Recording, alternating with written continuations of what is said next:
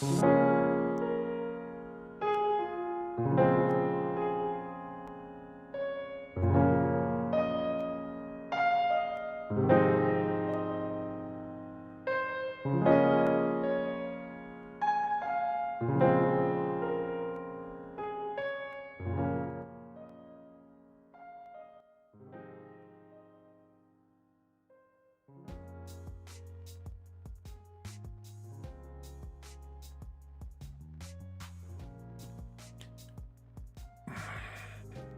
did I have to do it twice? Why does it make me do it twice? Huh.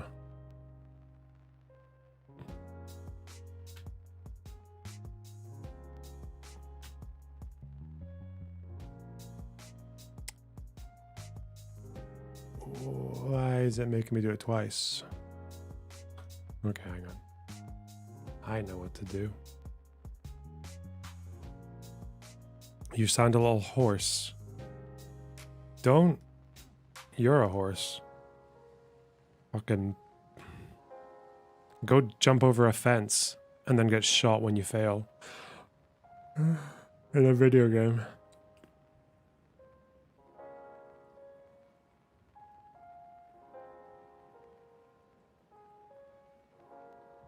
That's a good point. Did I actually lose my voice? No, I didn't. Ugh. Oh god. I think I just went... I had to do that workout really quickly. So I think I just went overboard. And now I'm just gathering my shit again. It was like... What'd you call it? A combination of fucking Vyvanse, pre-workout, and coffee. So... And a banana. So... There's not much returning from that.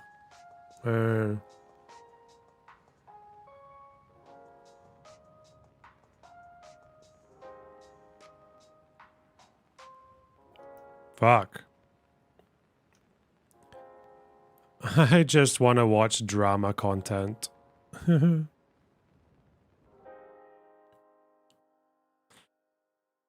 had an IDF soldier come to my school and tell me Palestinians are immigrants sent by the Ottomans 600 years... Okay. I'm like, some of the families in Palestine came from different parts, like Al-Kurd and shit. That's a theory I've heard, but no, a lot of them were just living there the whole time. Like, that's so stupid. Fuck. I hate this, like, who's the more indigenous wanker argument. It's so stupid. Ooh!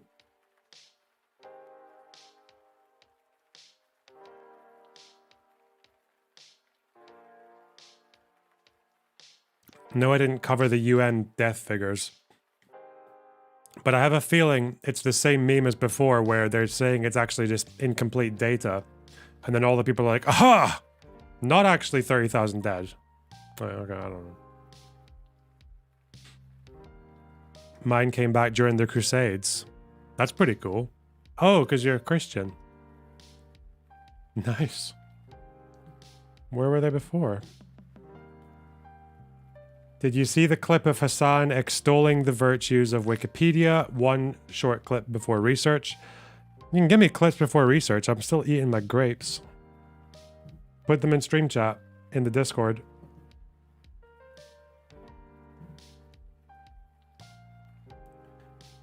Oh.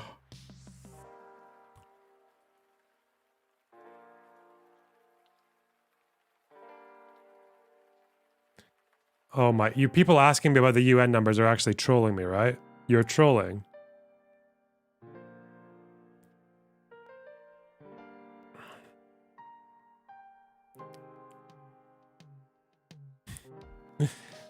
How many times do I have to say, no, I haven't seen it yet? God.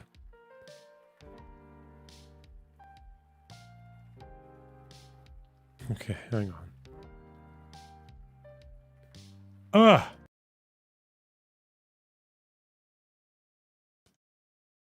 I need to stop treating you guys like a hive mind. Some people come in later and they ask me a question that's been asked by people who are already here, and I'm like, you're all individuals, believe it or not.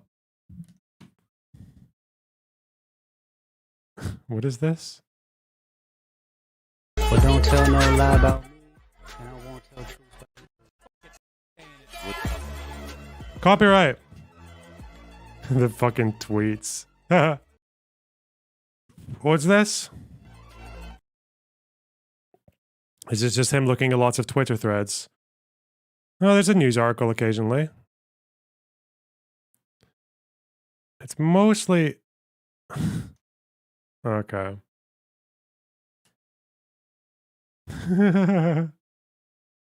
Fucking QR codes and shit. Damn. We're going Zoomer.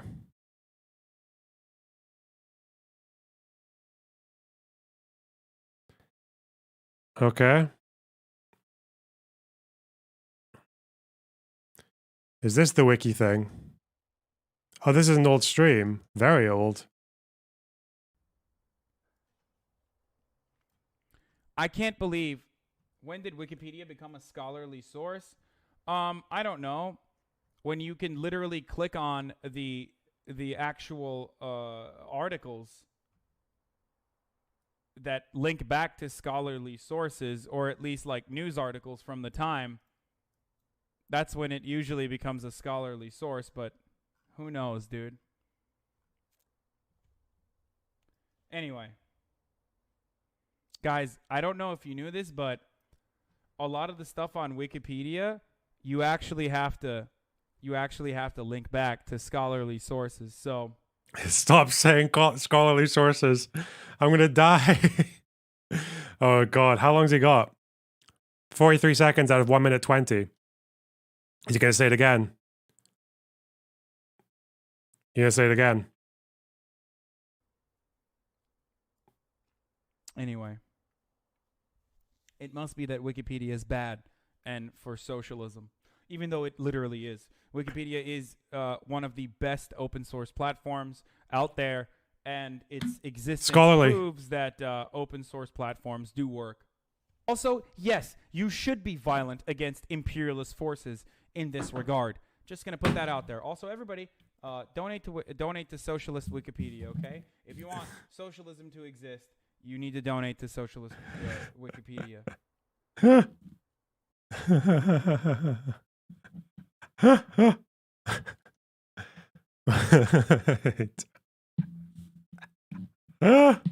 What happened to his voice? Did he train his voice down?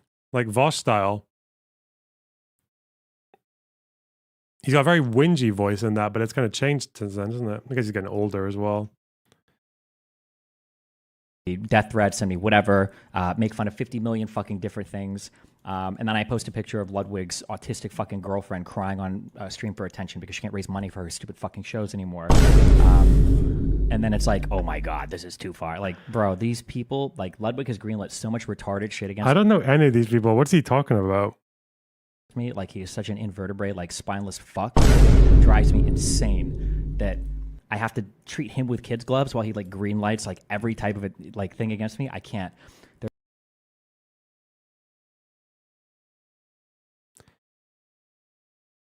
Thoughts on Destiny no longer calling himself a progressive? Yeah. It's fucking okay. I feel like I'm getting mind fucked here. I didn't say about progressive, but I feel like, was it like a week ago where I was like, I'm just going to call myself a social democrat because I don't like the baggage and socialists are just fucking mental and I don't identify with them and they're cultish and uncritical and uncurious and have fucking cancer cells for brains. And then I hear the take from Destiny the next fucking week. And I'm like, because I know that sometimes I'll hear Destiny summarize a thing that makes a lot of sense to me and I'll borrow it, like, or steal it, whatever the fuck. But sometimes I feel like it, I don't know if it's a coincidence or it just happens the other way around, or if he, like, I don't even know if he watches my streams, but I feel like I had this conversation on stream, like, not very long ago. And now yeah, I don't know, whatever.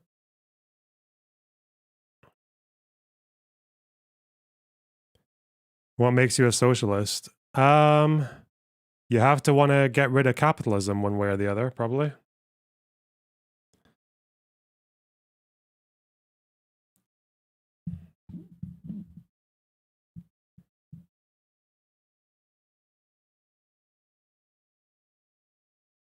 But I don't know. I feel like a social democrat can still be progressive. I called myself a democratic socialist until I realized everyone else that calls themselves that is lying. Is that true? I have no idea.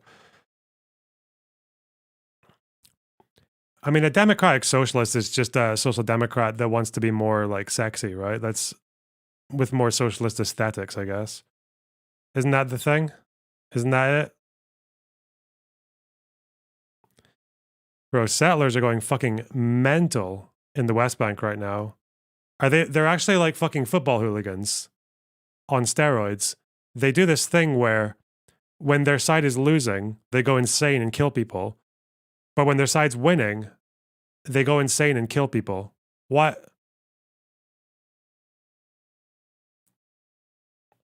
I will retain some of the old leftist jargon from my from my breadtube days.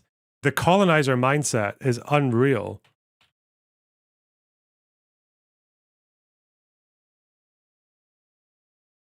Settler mentality is a fucking intergalactic problem. Look at this shit. Running around attacking fucking olive groves and like fucking.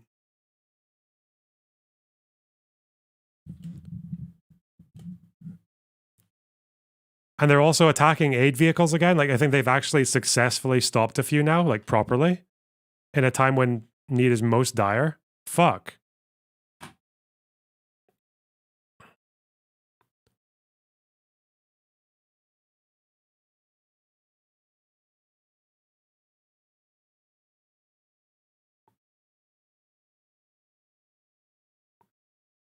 Fuck. I hate Millwall fans. Bro, Israeli settlers are like. I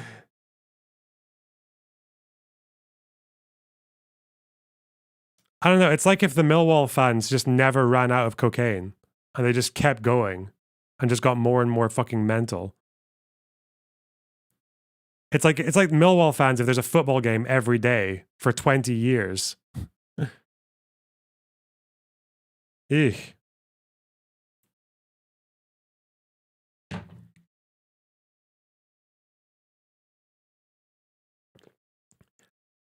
Just looked at your channel. Why do you criticize leftists more than conservatives?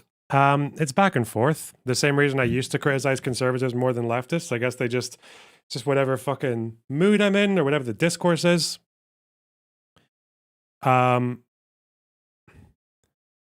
Unfortunately, leftists right now in my space, in the online space,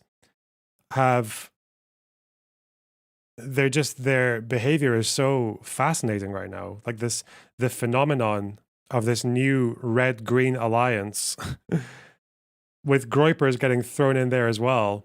I'm just like, I feel like the people need to comment on that, you know?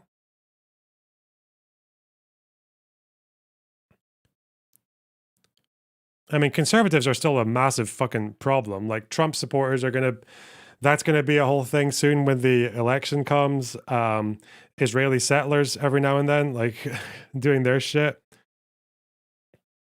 At the beginning of the war with like traveling Israel doing all his retarded fucking videos. So yeah, there's madness on all sides, really. The problem is I feel like I just get the most shit from leftists, so they just appear in my peripheral vision the most quickly and easily. Whereas if I want to scrap with conservatives, I have to go fucking snooping around for them.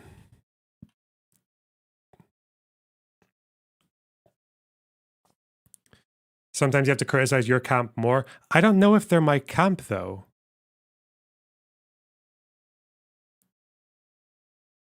Even the ones who I notice are like, oh, I don't like Hamas, you know, like we're done with them, but they still just like unwittingly regurgitate Hamas propaganda and like say and do all the things that Hamas would like benefit from people doing. So I don't know.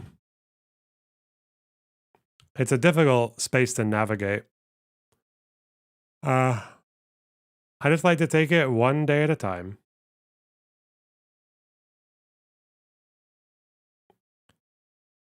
About to turn Tory. That's kind of stupid. Mm.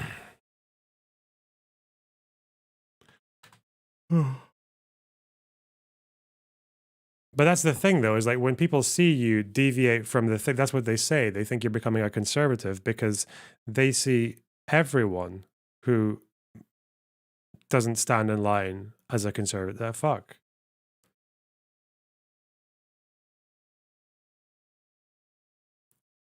Hmm. Son of Hamas fighting with Jank. Oh, no. Anyway. Finkelstein went on trigonometry, did he? Yeah.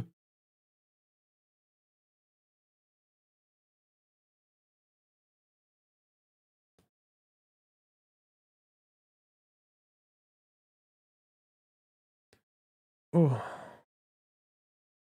Okay. Listen.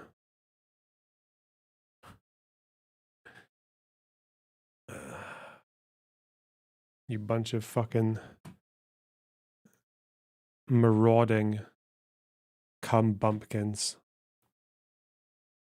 Let's do a bit more reading.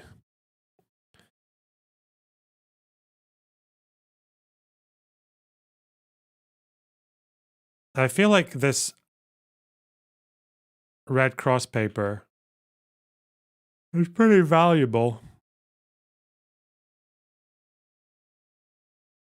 What do you say to people who say the Palestinians support Hamas because Gaza does not have a military because they don't have a state? It's not why people support Hamas. Because they want a military. I mean, people support Hamas because they credit them with having ended the, I mean, depending on which day you're on, ended the occupation in 2005, like pushed the Israelis out. They credit them with that. They had a reputation, at least for a time, of being more trustworthy than the notoriously corrupt PLO. They like Hamas because they do things, like they fight even if it doesn't achieve anything. Or I guess they get Palestinian suffering in the fucking press.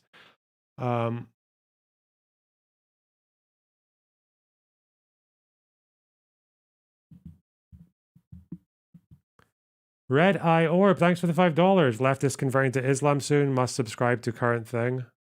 I don't know. I don't think they'll join fucking. I don't think a lot of them even realize they're doing it. Hmm.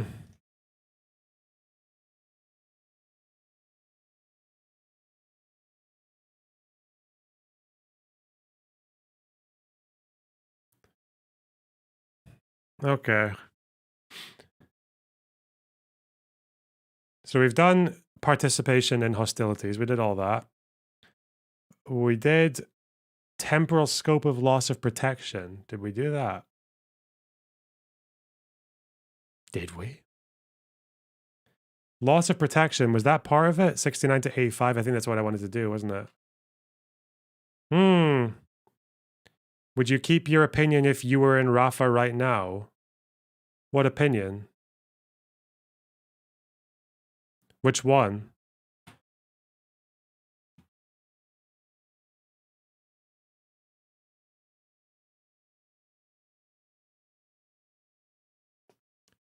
feel like if I was in Rafah, I'd probably want Hamas to surrender, but like, so I don't get fucking clapped. But you know,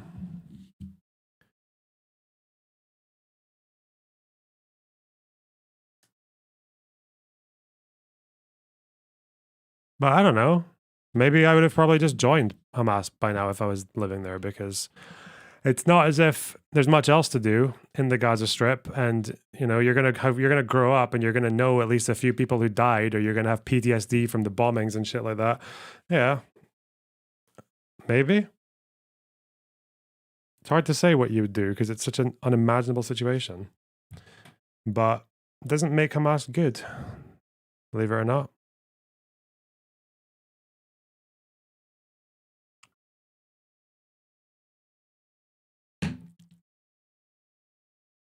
So, concept of a civilian.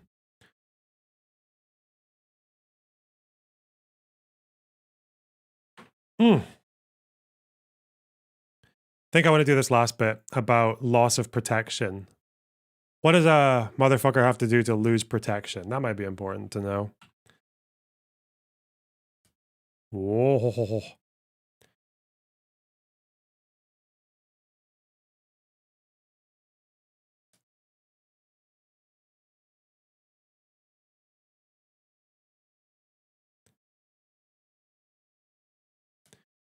$69.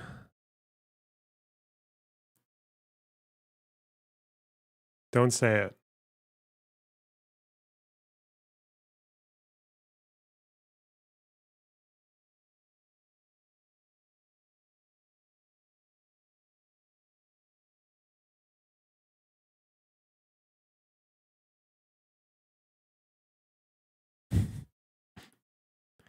Yeah.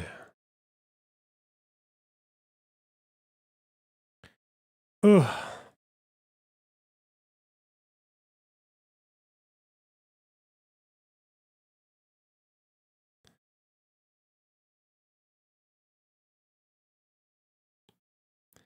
Little ghosty, I don't know if you've actually broken, but you are making no sense right now.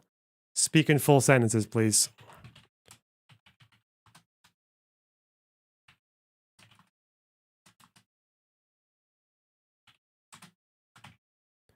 Ooh.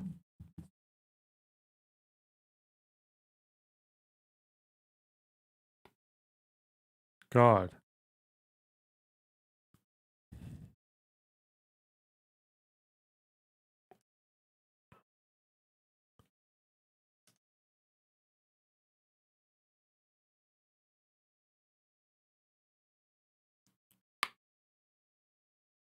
Where's my stuff?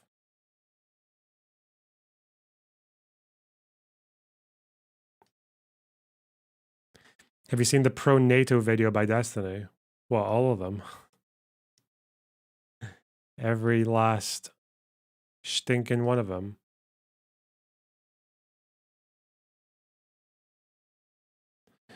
Ugh.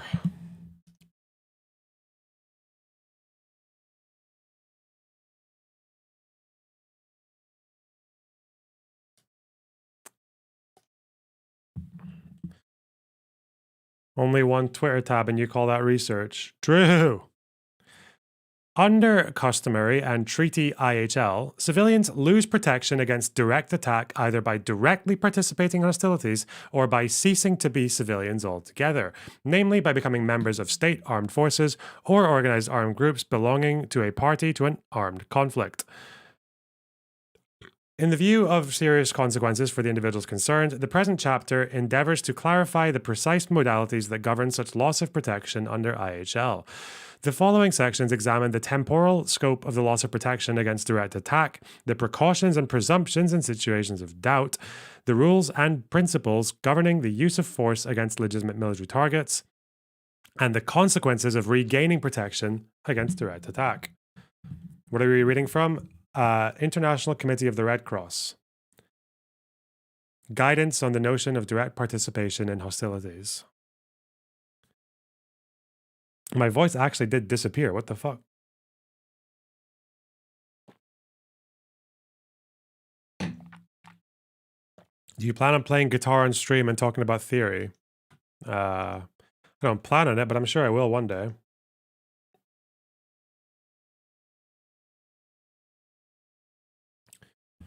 I went really fast, so I ran out of breath really quickly and on more caffeine than I've ever been used to in a single day. So, okay.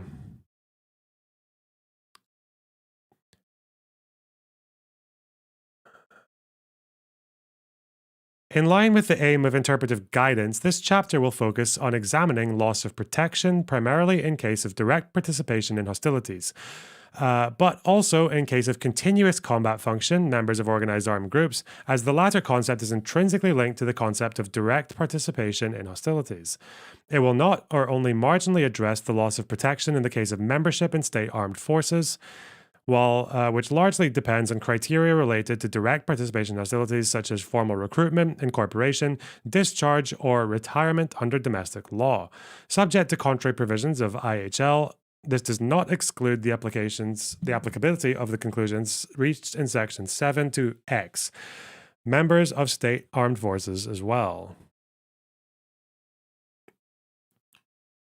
Looking forward to my Wonderwall cover. Oh my god.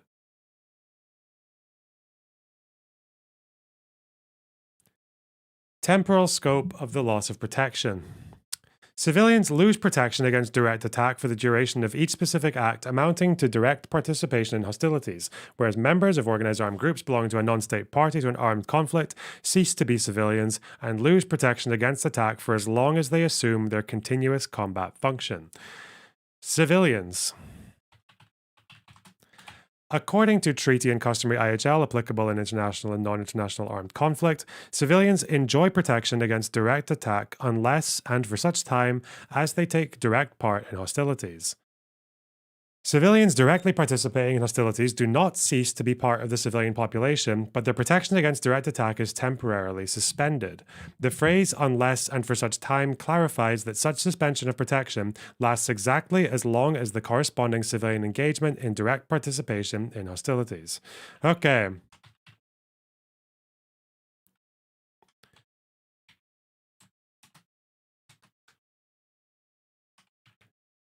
And is lost for exactly as long.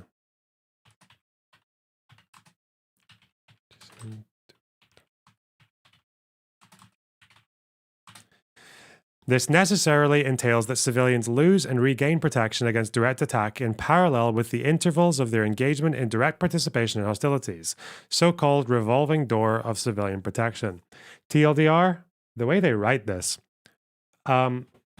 civilians lose their protection if they fighting. And when they're not fighting, they get their protection back. But there will be questions about if they are approaching a fight, do they lose protection? And if they are retreating, do they lose protection? Do they keep their protection? Do they get it back because they've retreated, or do they get it back once the retreat is complete? Oh, okay. The revolving door of civilian protection is an integral part, not a malfunction, of IHL. It prevents attacks on civilians who do not at the time represent a military threat. In contrast to members of organized armed groups, whose continuous function is to conduct hostilities on behalf of a party to the conflict, the behavior of individual civilians depends on a multitude of constantly changing circumstances and therefore is very difficult to anticipate. Even the fact that a civilian has repeatedly taken a direct part in hostilities, either voluntarily or under pressure, does not allow a reliable prediction as to future conduct. As the concept of direct participation in hostilities refers to a specific hostile act or acts, IHL restores the civilian's protection against direct attack each time his or her engagement in a hostile act ends. Until the civilian in question again engages in a specific act of direct participation in hostilities, the use of force against him or her must comply with the standards of law enforcement or individual self-defense. God. For some reason, my mouth is just like stressed for reading the fuck. Should have done like vocal warm-ups or something. Fuck. Although the mechanism of the revolving door of protection may make it more difficult for the opposing armed forces or organized armed groups to respond effectively to the direct participation of civilians in hostilities, it remains necessary to protect the civilian population from erroneous or arbitrary attack and must be acceptable for the operating forces or groups as long as such participation occurs on a merely spontaneous, unorganized, or sporadic basis. Okay.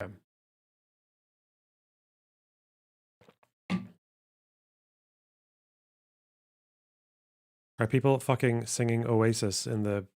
Okay. Whatever makes you morons happy. Jesus Christ. Kill me. Ugh. My ceiling light isn't on. Oh no. Okay.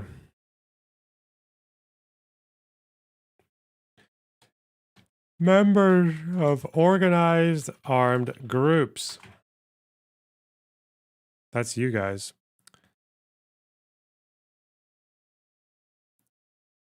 Members of organized armed groups belong to a non-state party to the conflict cease to be civilians for as long as they remain members by virtue of their continuous combat function.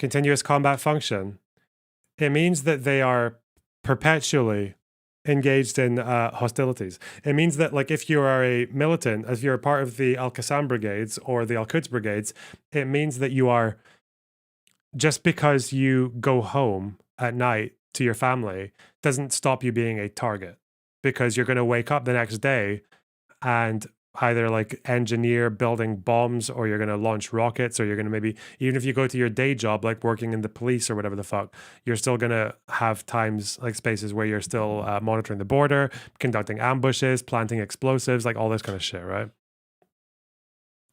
So it basically means you're fair game all the time. Not everyone agrees with that. Not everyone agrees that people from organized armed groups have a continuous combat function, especially if they do civilian jobs. But I don't think that's a good argument. I don't know why that would be a good standard.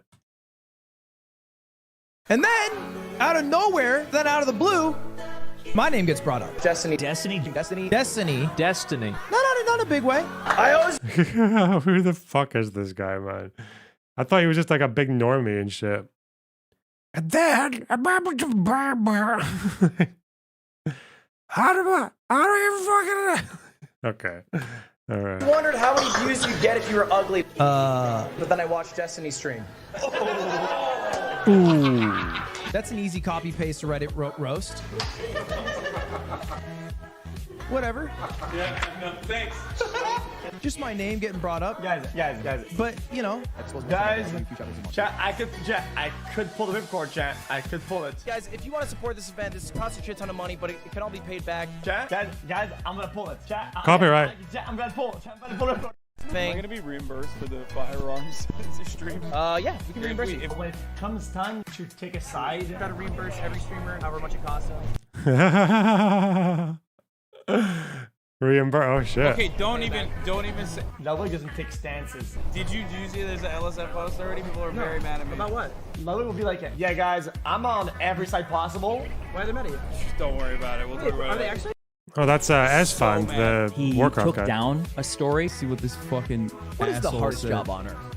because Hassan said that he was going to stop fucking his ass if he actually left up a video where he made like a 2-second clip where he joked about something that Hassan had said about the streamer privilege. Yes, a real job can be gruesome. A real job can make you very tired, but a real job doesn't suck the soul out of you in the same way that 9 hours of streaming. What did Ludwig say? I don't know this absolutely drama. Now, as you can imagine, this clip went mega viral. And Hassan was I don't care. What the fuck is this stupid? Fuck me. Don't know. Don't care. What do normie streamers even do?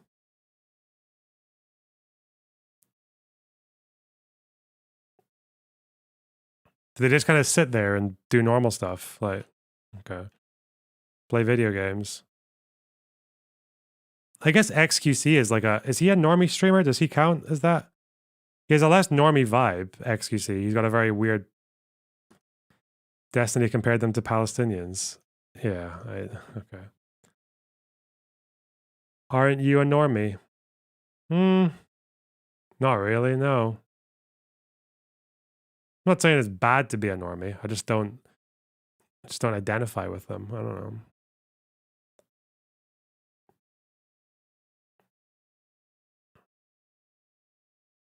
know. Indeed, the restriction of loss of protection to the duration of specific hostile acts was designed to respond to spontaneous, sporadic, or unorganized hostile acts by civilians and cannot be applied to organized armed groups. It would provide members of such groups with a significant operational advantage over members of state armed forces who can be attacked on a continuous basis. This is why they consider it, because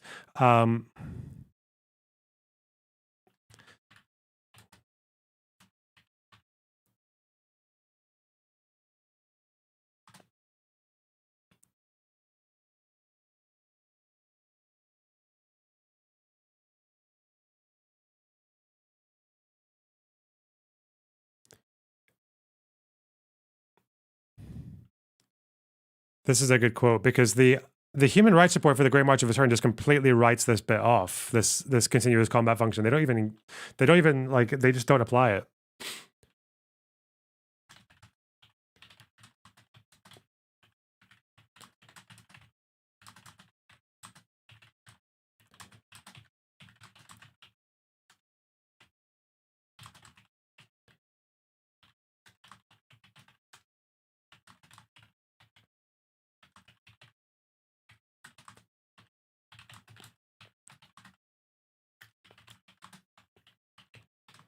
armed groups.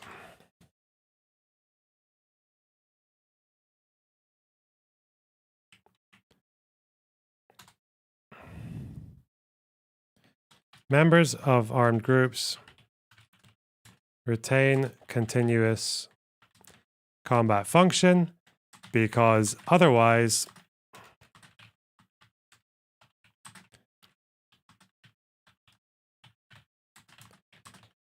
with a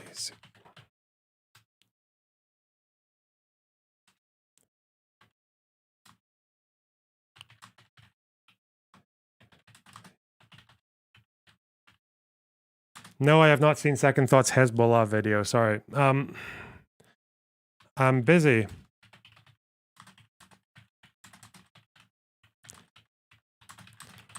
So the argument here is, and I'd love to see the counter to it. Apparently, if you're a party to a conflict, members of your armed forces who are not reservists, but like are actually engaged, like members of the armed forces, they can be targeted anytime. But apparently, without this continuous combat function, people from organized non-state militaries can only be targeted if they're engaged in hostilities. So it seems to be that continuous combat function is made to erode this advantage that they would otherwise have against state actors. But the Human Rights Report on the Great March of Return, for very obvious reasons, doesn't apply continuous combat function. Meaning that if you are part of the Al-Qassam brigades, you can't be targeted unless you're actually doing militant action. So basically they have the same protections as a civilian. Like, if you engage in militant action, you lose your protection. But as soon as you stop and you retreat and you're back to your normal civilian life, you are protected again. Which would basically make every single Israeli action a war crime. Just about. What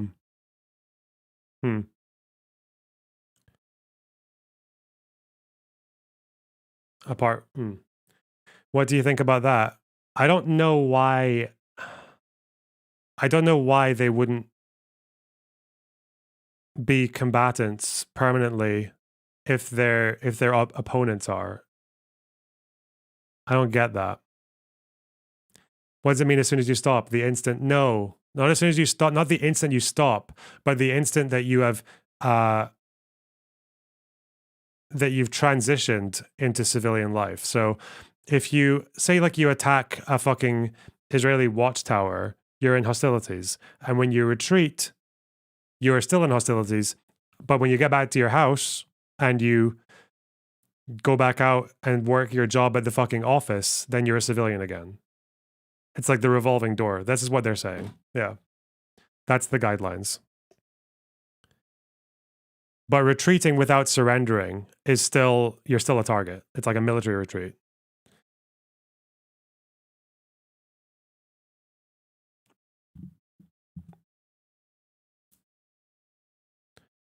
Okay. Instead, where individuals go beyond spontaneous, sporadic, or unorganized direct participation in hostilities and become members of an organized armed group belonging to the party to the conflict, IHL deprives them of protection against direct attack for as long as they remain members of the group.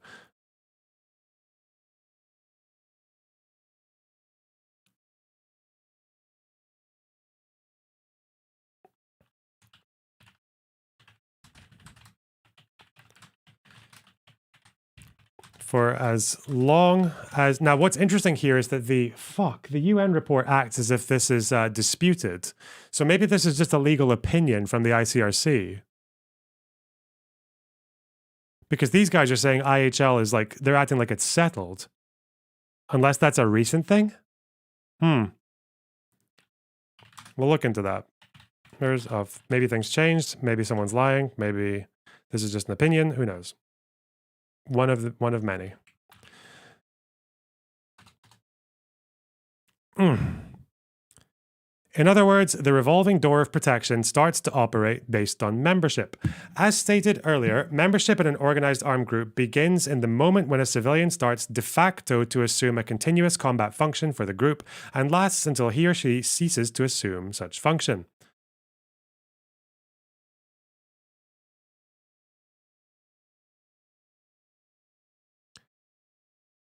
You mentioned an Al Qassam soldier who died by shooting himself in the head while cleaning his gun. Maybe you don't know, but that's a common euphemism for when a soldier commits suicide. I didn't know that.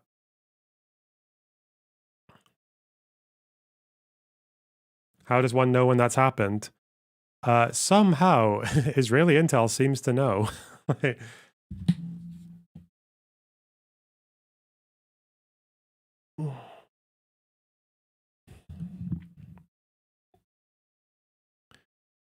Disengagement from an organized armed group need not be openly declared. It can also be expressed through conclusive behavior, such as lasting physical distancing from the group and reintegration into civilian life, or the permanent resumption of an exclusively non-combat function. Okay.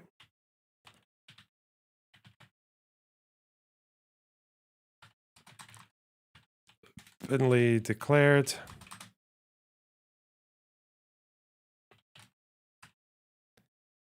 Distance from the group and reintegration into civilian life or a non.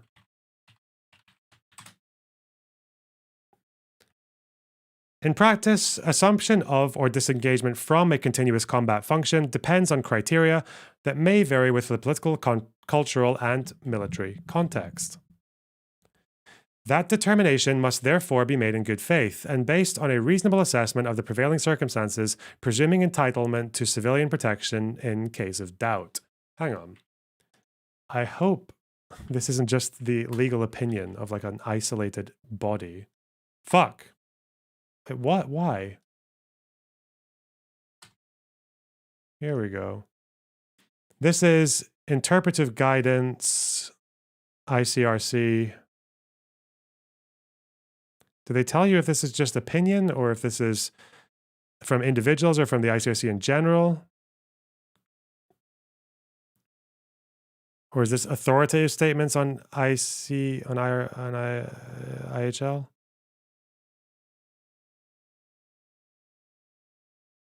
Because they are acting like this is settled by IHL. How old is it? 2009. It's old.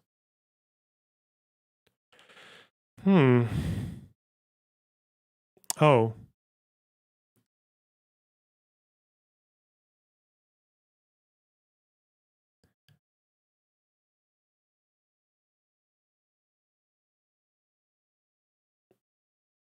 Forward. Maybe this would tell us. I'll go over that later. We'll just check this opinion right now. That determination must therefore be made in good faith and based on a reasonable assessment of the prevailing circumstances, presuming entitlement to civilian protection in case of doubt.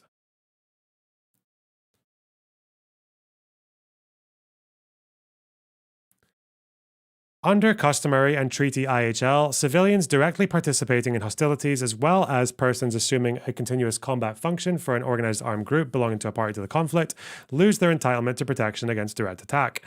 As far as the temporal scope of the loss of protection is concerned, a clear distinction must be made between civilians and organized armed actors. While civilians lose their protection for the duration of each specific act amounting to direct participation in hostilities, members of organized armed groups belonging to a party to the conflict are no longer civilians and therefore lose protection against direct attack for the duration of their membership. That is to say, for as long as they assume their continuous combat function. Okay.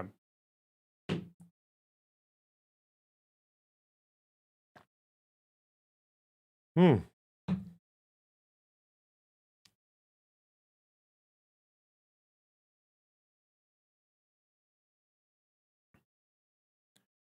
that was quite quick, actually, that bit. Now it's situations of doubt. Okay. This will be big as well because for the March of Return, there were lots of reasons to doubt.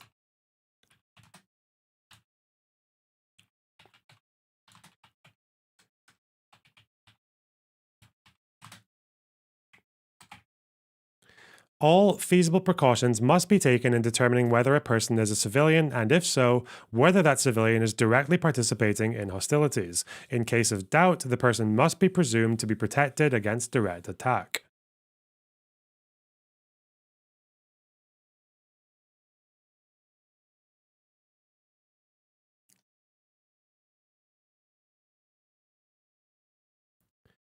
One of the main practical problems caused by various degrees of civilian participation in hostilities is that of doubt as to the identity of the adversary. For example, in many counterinsurgency operations, armed forces are constantly confronted with individuals adopting a more or less hostile attitude. The difficulty for such forces is to distinguish reliably between members of organized armed groups belonging to an opposing party to the conflict. Civilians directly participating in hostilities on a spontaneous, sporadic, or unorganized basis, and civilians who may or may not be providing support to the adversary, but who do not, at the time, directly participate in hostilities.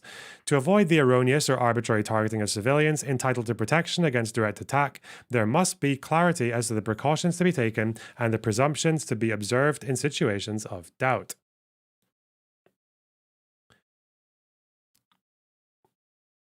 Requirement of feasible precautions.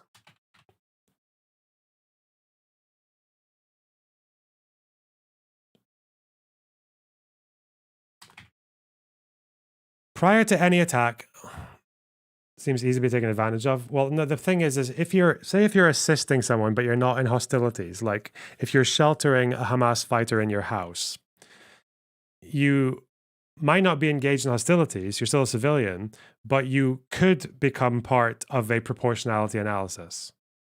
Like if a civilian hosts 3 fucking Al-Qassam fighters in their house and those Al-Qassam fighters are using the house to launch rockets, well, you're probably going to get bombed, right? Like you're still a civilian, but you're just on the wrong end of the proportionality test, like that kind of thing. So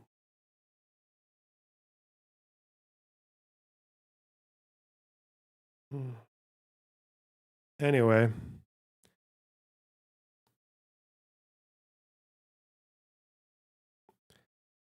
prior to any attack, all feasible precautions must be taken to verify that targeted persons are legitimate military targets. Once an attack is commenced, those responsible must cancel or suspend the attack if it becomes apparent that the target is not a legitimate military target. Before and during any attack, everything feasible must be done to determine whether the targeted person is a civilian, and if so, whether he or she is directly participating in hostilities. And soon as it becomes apparent that the targeted person is entitled to civilian protection, those responsible must refrain from launching the attack, or cancel or suspend it if it is already underway. This determination must be made in good faith and in view of all information that can be said to be reasonably available in the specific situation. As stated in Treaty IHL, feasible precautions are those precautions which are practicable or practically possible, taking into account all circumstances ruling at the time, including humanitarian and military considerations.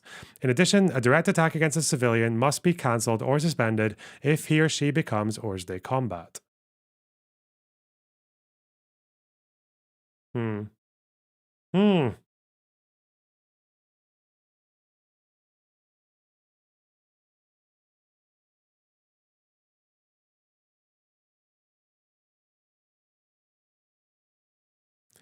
put this here. Wait.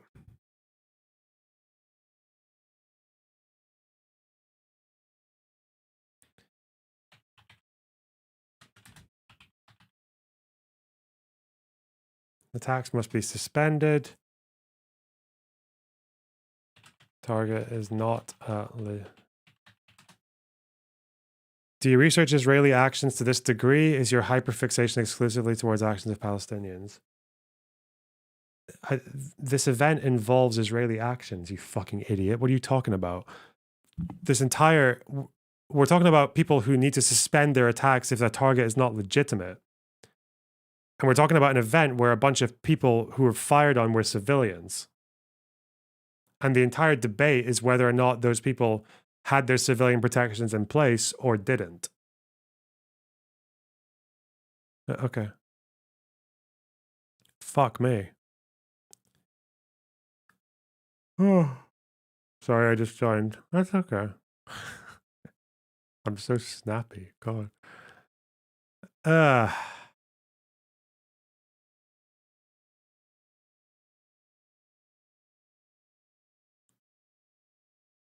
Attacks must be suspended if the target is not legitimate.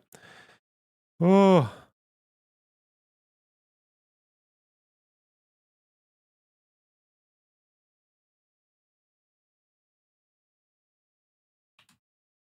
is not military target.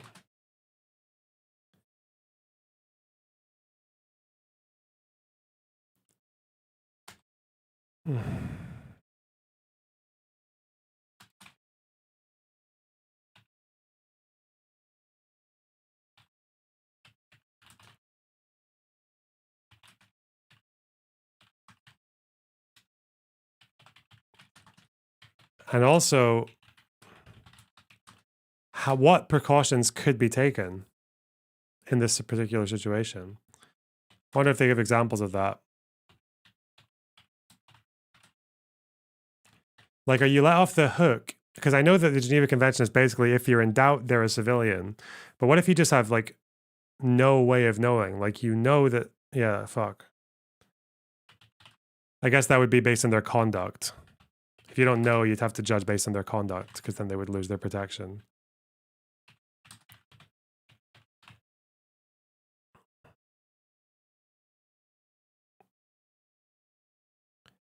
Lorna Box, I just gave a fat donation to Beast Box, the better box to spite you. Who the fuck is Beast Box?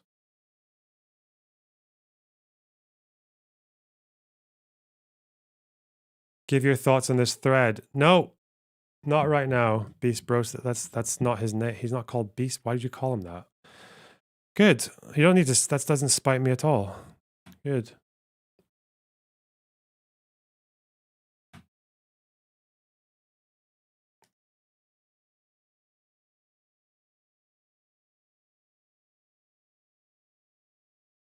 Hmm.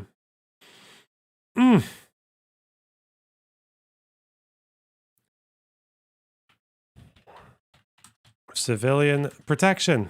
This will be the thing about if you don't know they're civilian. For the purposes of the principle of distinction, IHL distinguishes between two generic categories of persons, civilians and members of the armed forces of the parties to the conflict. Members of state armed forces, except medical and religious personnel or organized armed groups, are generally regarded as legitimate military targets unless they surrender or otherwise become hors de combat. State armed forces, excluding religious personnel.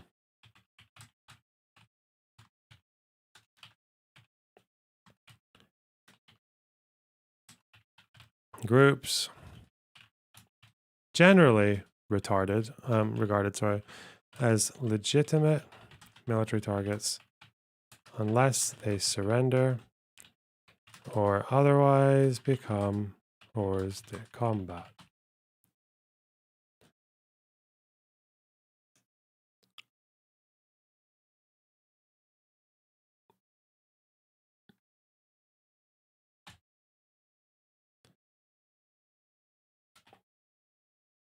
Just jumped from your mouth. Yeah. I mean, I think before I say it, usually. Okay. Civilians are generally protected against direct attack unless, and for such time, they directly participate. It's just these guys repeat themselves so much. Fucking hell, these authors. For each category, the general rule applies until the requirements for an exception are fulfilled.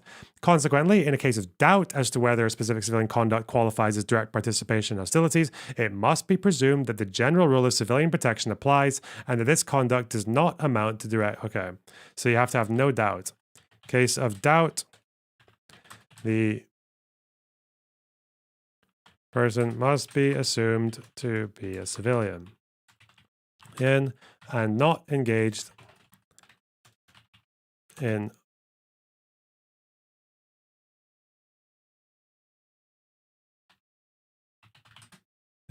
hostilities. What even is this channel in terms of political stances? Seems like centrist bullshit. Social Democrat and just want to know what happened. Okay.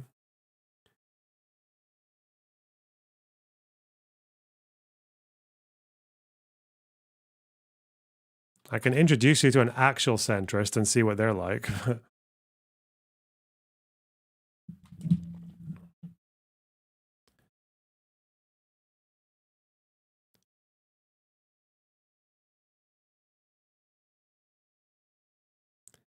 What are you, Lilith? Sound like partisan horseshit. Just gonna make those judgments with no fucking priors. Why not? Huh.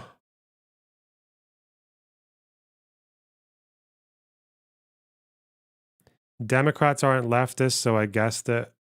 I said social democrat, but yeah, I don't want to be whatever the fuck you are. If you're gonna come into this stream not knowing fucking dick, then and just saying this seems like centrist bullshit, like because what? Because I'm reading about international law? About a contentious issue? No, I don't want to be what the fuck you are. Fuck that. Sounds cringe. Sounds like a waste of time.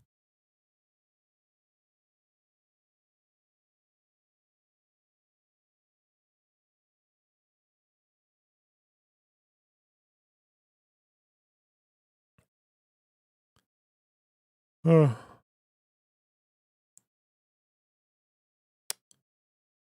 No, you're cringe. No, you're cringe.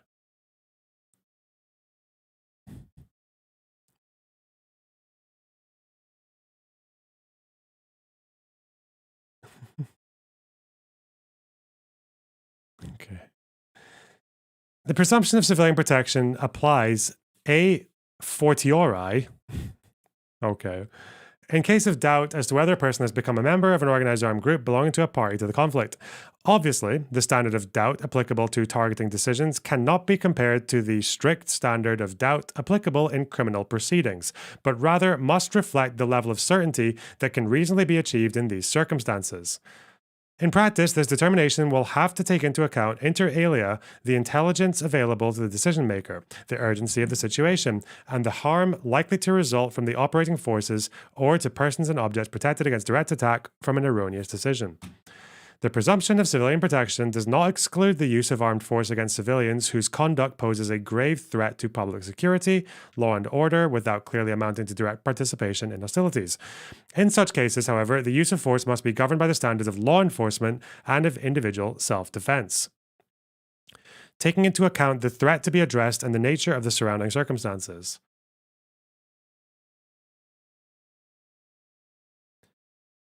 Lilith, I just want you to understand that, like, the only people who care about being a true leftist are people who are already as dogmatic to you. That's it. Like, I don't know why you think that's an own. If you, like, you can't just say, I disagree with this opinion because it's not true leftism. You actually have to defend your opinion. You actually have to make a case for what you believe in. It's not like fucking... I don't know why people who do this like leftist thing seem to treat it more as like a fucking contest as for who's better at regurgitating scripture. It's so embarrassing.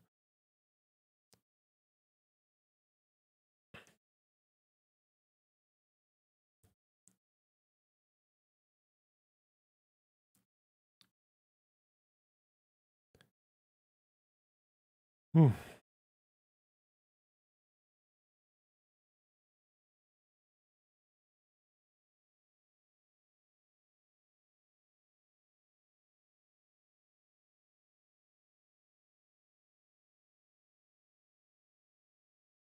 Wouldn't this be the UN report reasoning for investigating the matter as policing? Although I don't entirely agree with it, think it holds merit. Like this. I feel like this is just them saying that in cases of policing, it would be different, right?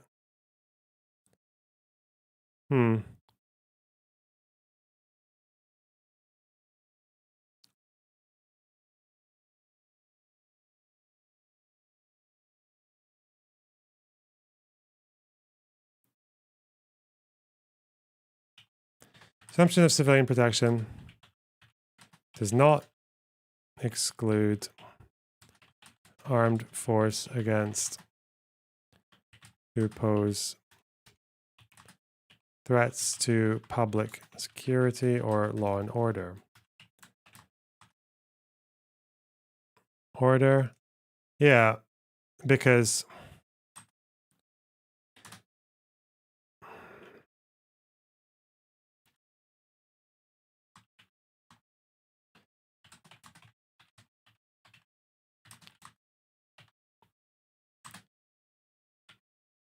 however, such cases use of force is governed by standards of law enforcement and individual self-defense.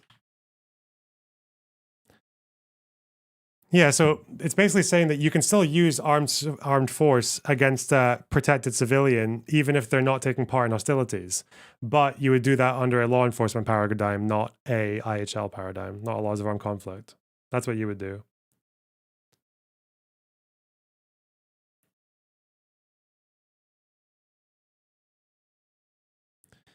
Okay. Conclusion. In practice, civilian direct participation in hostilities is likely to entail significant confusion and uncertainty in the implementation of the principle of distinction. In order to avoid the erroneous or arbitrary targeting of civilians entitled to protection against direct attack, it is therefore of particular importance that all feasible precautions be taken in determining whether a person is a civilian, and if so, whether he or she is directly participating in hostilities. In case of doubt, the person in question must be presumed to be protected against... Okay, we've said this a million times. Fuck. Restraints on the use of force in direct attack. What is this?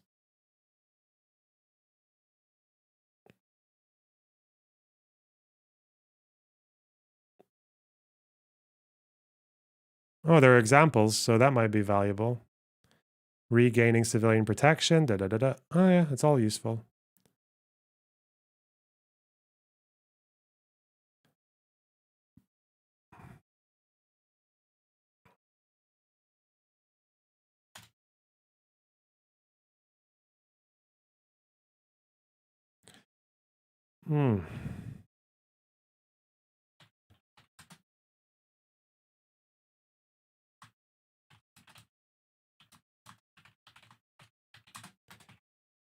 God, Lilith is getting fucking mental in there. Jesus.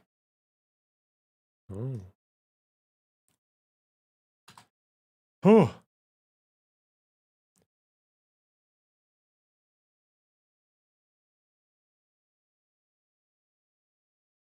Listen, don't tell people to go back to their basement, Lilith. They're all already there. Okay. I'm gonna go bathroom. Ooh.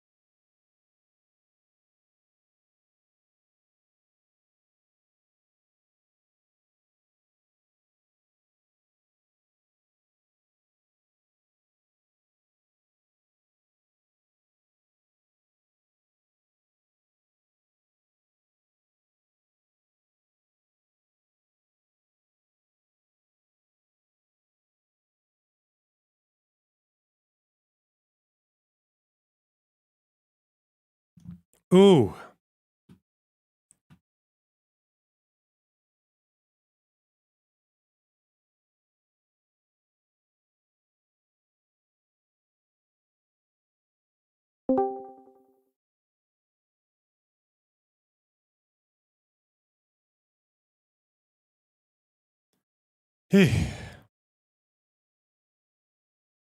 Enjoying the research. Keep up the good work. Wow, thank you. Really appreciate that. Supportive words. Whoa, whoa, whoa, whoa. Okay. I can't get my fucking mouth to undry. Fucking Vyvanse. Ugh. In addition to the restraints imposed by international humanitarian law on specific means and methods of warfare, and without prejudice to further restrictions that may arise under applicable branches of international law, the kind and degree of force which is permissible against persons not entitled to protection against direct attack must not exceed what is actually necessary to accomplish a legitimate military purpose in the prevailing circumstances. Okay.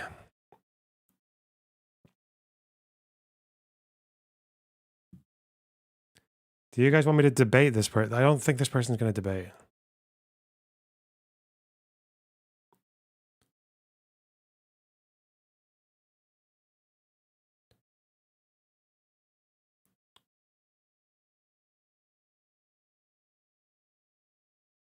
I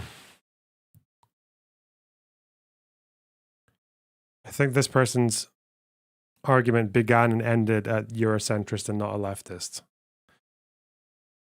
I don't debate people with straw man others like yourself. I mean, you're the one who came in saying this must be centrist bullshit. Fucking hell. Like, you cry bullying cunt, but okay.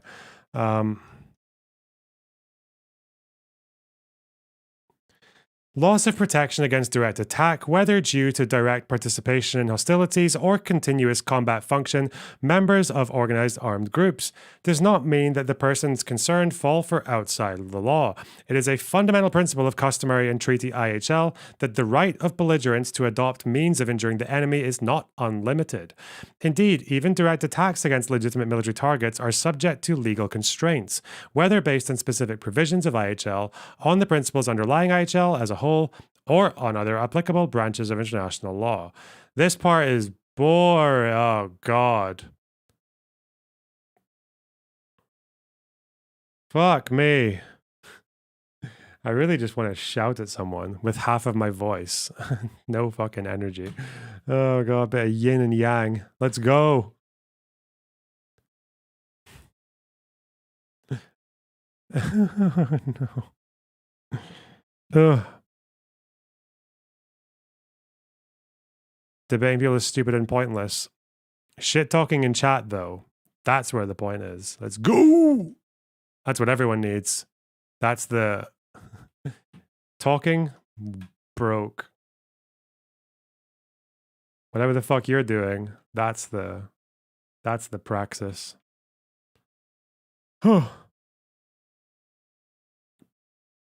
God, look at chat's going fucking mental now because there's one person starting a bit of fucking friction. Jesus Christ.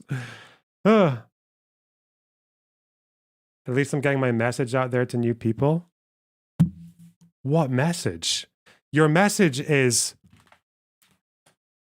this is not leftism. I am left. You guys not left. That's, what the fuck? I'm going to go into Hassan's chat and be like, this ain't liberal, bro. This ain't social democracy. This is Twitter, probably. At least I'm, doing the work out there.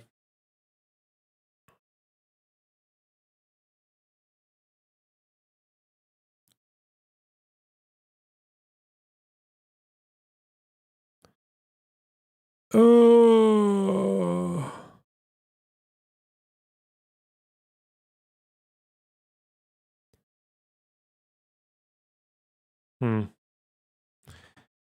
I don't even want to fight with anyone. I just want to talk. I just want to talk shit to someone.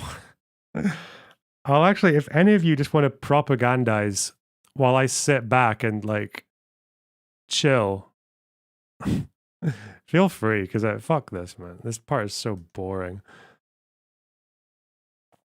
If anyone just wants to preach while I just sit there and be like, yeah, okay. I just interview a random chatter. Oh, God.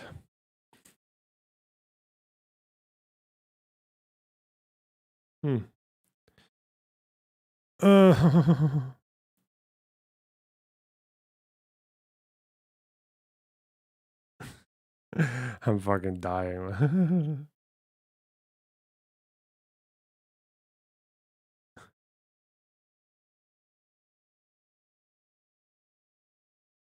Call the Palestinians and let them go off at Israel on your stream.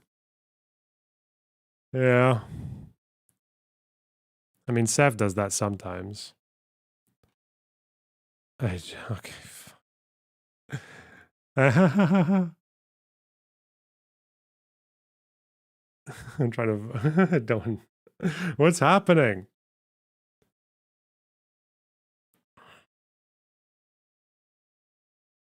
Oh.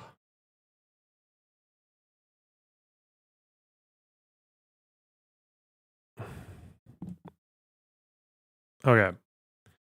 Any prohibitions and restrictions. Okay.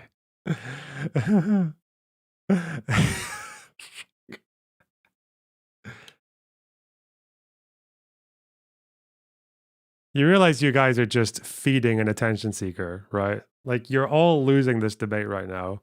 Every single one of you, bar one.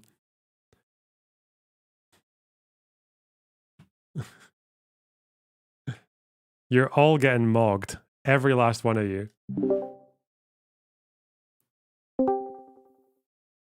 Willith. Hello. Hey, what's up? Yeah, I'm alright. How are you? I'm pretty good. How does this civilian hack work? This sounds totally OP. You can just. It sounds OP, but it's not really. It's like I need to look into the details of when exactly you lose your protection because there's lots of things like assisting militants or like maybe even by virtue of being next to them in certain situations, but you don't lose it right away. So it seems to It's be like that a if you're a buff that wears civilian and you off. what? It's like a buff that wears off. With Yeah, the it's like proximity it's like buff. where yeah. You have to be Okay. like you have to transition into like civilian life basically. So even To make retreating. toast. If you get home and you make toast. Yeah. If you're a Are you- civilian, it seems to be, and you join in, say, an attack on a border fence, you might lose your protection at the time and also whilst you're retreating. But once you get back home and you like put the kettle on, then you're back to civilian mode. Yeah. You made it back to base. Yeah. You're good. This is a I feel like this is a rule. This is a hackable rule that I'm a little bit like I'm a little ishy. Like in some ways it makes sense. Okay, let's say you're a civilian, you're with your family, right? You're fleeing combat. You see a dude, and he's like between you and the other side of the road you gotta get your family onto, and he's bad. Maybe you have to shoot him to get across safely, but you're not like a militant. That's just like the one you had to do in order to get it by. Okay, I'm like okay with that. Maybe, but yeah, I'm just trying to figure out like, oh man, this makes it really tough. Okay, I was just trying to understand it.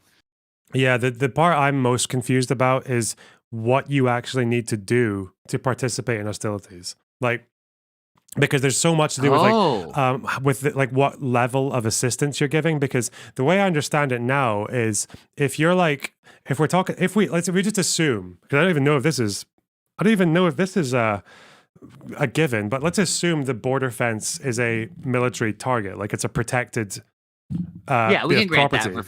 If it is, Okay. then let's say there's like a guy next to you who is a militant who's attacking the fence, and you're just there, like as an extra body, making it harder for the person to discern which one's the militant and which one's not.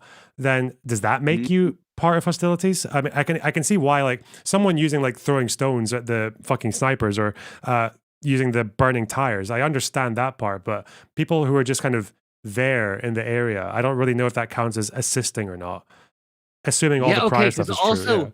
Boy, because then you would also have to worry about like at what point does observation become assisting in hostilities? Like if you see some shit and then you pass it along, were you a scout the whole time?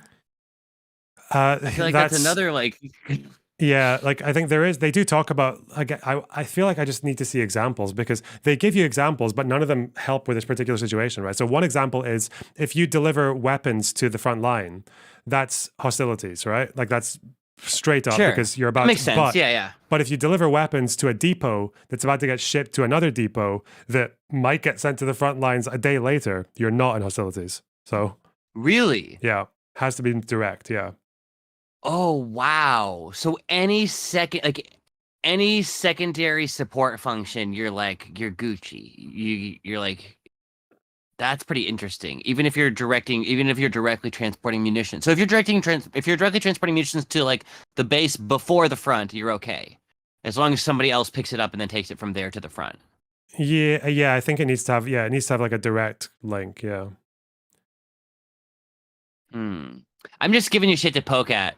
You can yell. These are things to think about around this because it seems super complicated. I don't know if this is helpful or not, but no, it does help because it's. I think I need whoever wrote this to interpret this particular event for me because I'm just guessing. And the problem is when you read legal opinion and start applying it to yourself as a regular old cunt, then you're not gonna like. It's really just up to interpretation. Are there any examples of where this law has been applied? Or this principle has been applied, or are there any examples in this that we haven't come across yet? Because it seems so wishy-washy. Yeah, like there seem to have been.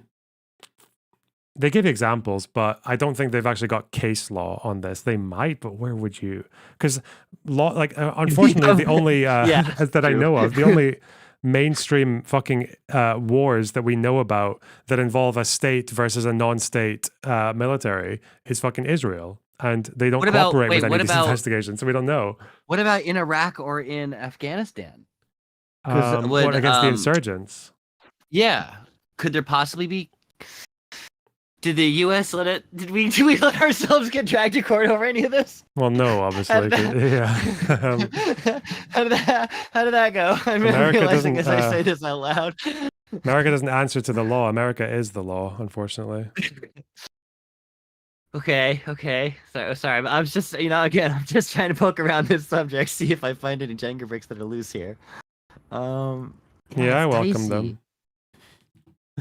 Okay. Well, I'm gonna jump out. If I think about more, I might hop back in. But that was my contribution so far. All right, appreciate it. I appreciate it. All right, later. Thanks for letting me hammer. Cool. Hello. Hello. Howdy. Just a second, it's having some issues. Hey, you there? Yeah. So I got out last year.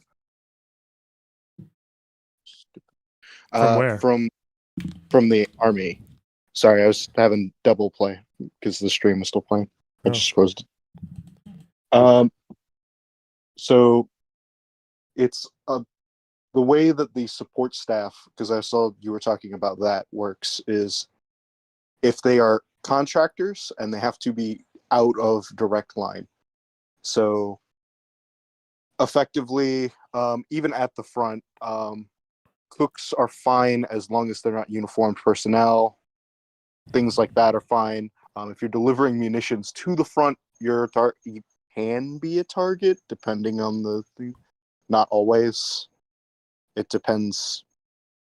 I think on an international law standpoint, you could be targeted, but most militaries won't, or at least that's what they briefed us. At least the civilian guys that deliver it. If you are in the Army and a truck driver, they don't care. No one does. Okay. What if, because this came up in Cast Lead, there is an ambulance driver who's like a medic, but once they've finished their medical shift, they go to the front line and fight. Can you target them whilst they're doing the medical work? I'm not entirely. It's not super clear on that. I know the Army's answer for that is that the full-on medical officers usually only have sidearms and aren't really supposed to fire at all. The enlisted, like CLS guys like that obviously will. But there are a lot of medical personnel who won't even be issued weapons just to guarantee them protections. Yeah, this is what I see here because I'm looking at one of these instances in Cast Lead because I know one of the things in Cast Lead was ambulances getting bombed. And I know some of them had Al Qassam people in them because they mentioned them in their obituaries. But when I look at this one, like this bio from one of these guys, is it saying that he spent the war period moving from a bombing site to a hospital to the home of a wounded or injured person and so on. During his hours of rest, he did not go to sleep while he was a warrior knight. Rather, he headed to the Rabat points. I think Rabat here means like area of confrontation or whatever, with his group in the Qassam brigades, waiting for the opportunity to meet and attack the enemies. So this guy was clearly multitasking and I think so when I look at the US, IHL, it does say the medical US personnel, answer is exclusively. if you're being evac, you absolutely can't fight. You what? If you do, Okay. you're a target. All right. But are you a target if you're in medical mode? You're saying you don't know about that, even though you're probably going to fight after. In medical, if you're in medical mode and you've like laid down your weapons and you're evacing someone, as long as you don't have weapons, you should be free and clear. But if you're still firing while you're evacing, if you're still functional, the U.S. won't target you usually. Yeah, but there are some things the U.S. is kind of is a little more willing to use than most of the international community, and there are other things where the U.S. goes way above and beyond what other people will. Mostly based on what they think will look best to the public, if I'm honest. But yeah, no, if you're still like if it sounds like if you're still geared up and you're using an ambulance to go from one point of attack to another, then not only do you lose that protection, if they can say it happens regularly, that ambulances as a whole for your organization can lose their protection, which is one of the big reasons why the U.S. doesn't do it. Yeah, because if they can say like that's the reason why U.S. chaplains don't get weapons. Yeah, ever. Because if a religious personnel gets a weapon, you have to. It has to be like it's an all or nothing thing. Like if you have this insignia, you don't get weapons and you do not fight, and then you're guaranteed protection. But if people with that insignia are fighting, it's either perfidy or it might not be perfidy. A lot of this is like extrapolated from just things that they would tell us not to do. Yeah. Yeah, it's hard. Okay. And I only got like one full theater brief. We got mock-up ones before that, but they're not real. Yeah, okay. And so people didn't really take them very seriously. Okay. Yeah, because it's weird when they say that if you're part of an armed organization, you're always targetable if you talk about continuous combat function. But then what if in between that continuous combat function, you have like a medical phase, even if it only lasts a day? Is that just like, because it could be like, that could be like a hack, you know? But yeah, so like the idea of that is it's not intended to be used that way, but effectively the way Hamas does a lot of things is really similar to the way reservists do things. Except fighting on the home front as reservist and going back and forth is just not the way any of this was designed to be around. So like when you have people who are like, if you're infantry in the reserves and then you're an EMT when you're time off, obviously you can't be targeted when you're an EMT. Unless you decide to bring weapons and act as an EMT and a combatant at the same time, in which case it's just like, oh, okay. Okay. I don't know if you can legally be targeted, but a lot of international law's force comes from basically just people being willing to do it in the first place. If they can make a claim that like, hey, the other side was violating this portion, and therefore I believe that this organization, didn't meet the requirements to actually be full-on medical personnel because of this. People have made the argument before. I don't know how well it went for them. Okay. That's the hardest bit, is that there's just no case law to work with for a lot of this specific stuff. Because most of the people involved who would be in that specific circumstance would never go to international national tribunal. Hamas and Israel are never going to stand in fucking court next to each other. Testify against each other. Yeah, it's just not going to happen. Okay. Well, I appreciate the contribution. Yeah, no problem. Oh man, take care. You can come back if you have anything else later. Will do. All right, bye bye. Is Glitterbell being called transphobic? What the Okay. I don't even know. Okay. Prohibitions. Okay. Any military operation carried out in a situation of armed conflict must comply with the applicable provisions of customary and treaty IHL governing the conduct of hostilities. These include the rules derived from the principles of distinction, precaution, and proportionality, as well as the prohibitions of denial of quarter and perfidy.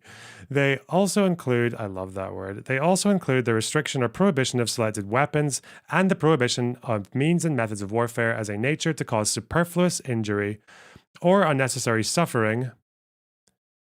Apart from the prohibition of restriction of certain means and methods of warfare, however, the specific provisions of IHL do not expressly regulate the kind and degree of force permissible against legitimate military targets.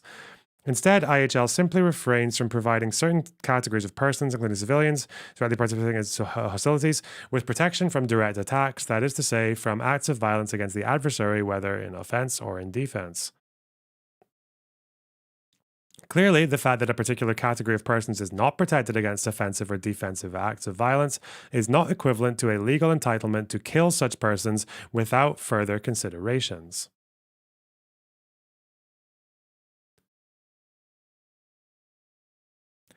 At the time, the absence of an unfettered right to kill does not necessarily imply a legal obligation to capture rather than kill, regardless of the circumstances. No, I don't care about Keffel's news. Sounds incredible, though.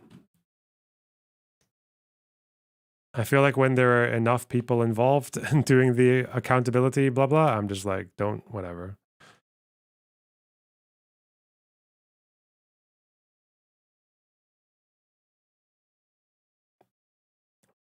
Why do I care about any of this? I feel like this part's not really that essential to what we're doing. Military necessity, use of force.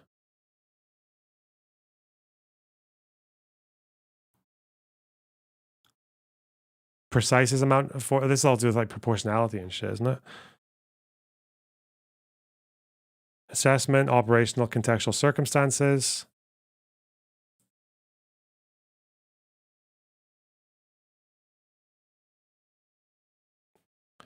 Okay. An unarmed civilian sitting in a restaurant using a radio or mobile phone to transmit tactical targeting intelligence to an attacking air force would probably have to be regarded as directly participating in hostilities. Should the restaurant in question be situated within an area firmly controlled by the opposing party, however, it may be possible to neutralize the military threat posed by that civilian through capture or other non-lethal means. Oh, I guess it's like,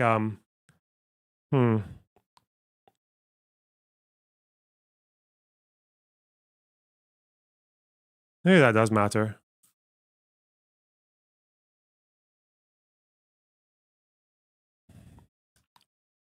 Example of an unarmed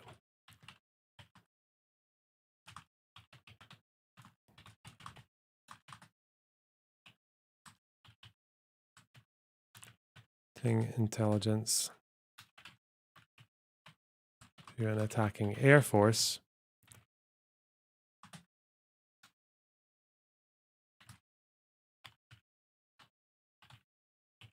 Hostilities.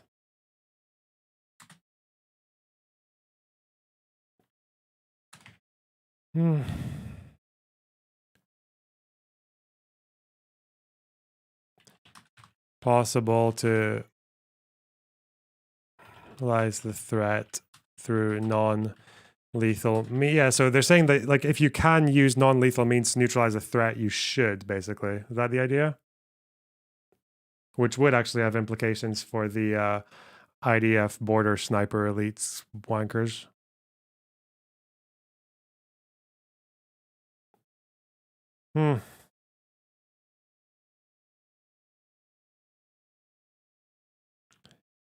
Without risking surrounding civilians. I triggered the chat's echo chamber. This is probably the least echo chamber community you can ever... We got all sorts of wankers in here.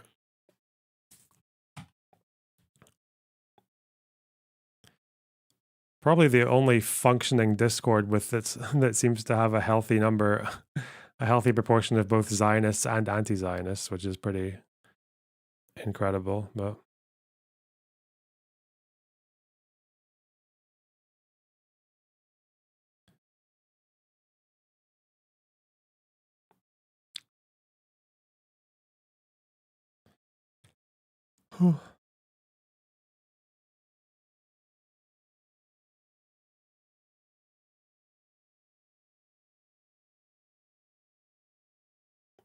these rules are too restrictive. They allow an insurgent group to survive forever within a civilian population. That's unacceptable. They absolutely don't. Not so far, anyway.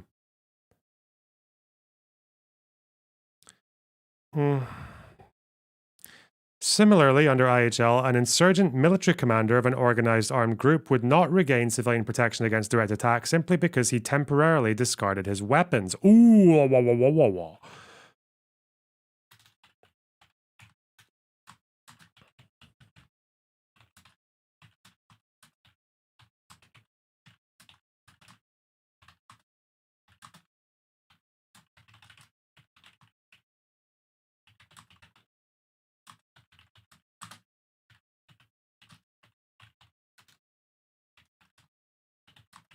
Form and distinctive signs in order to visit relatives. Funny.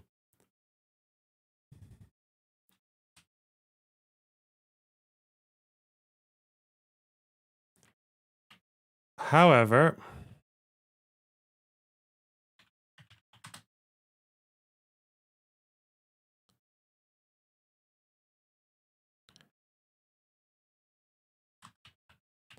armed force may be able to arrest them. Capture would be, does not. Without resorting to lethal force.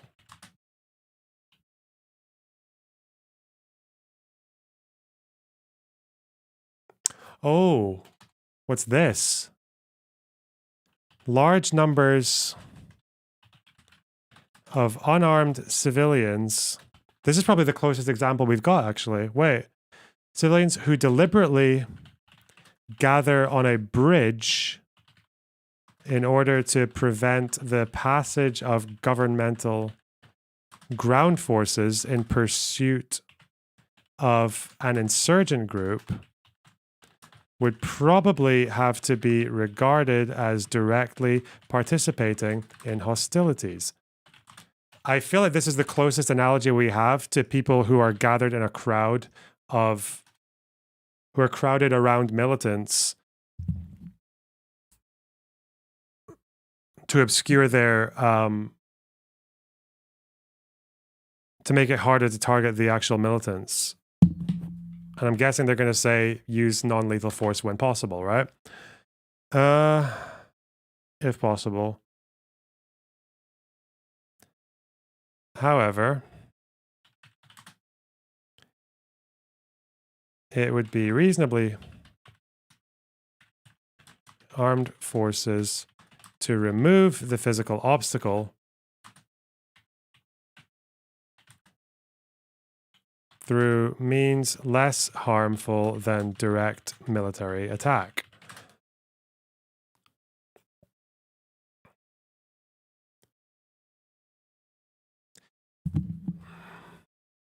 So blocking a bridge is participating in hostilities. But assuming you can crowd control them, that would be preferable. Huh.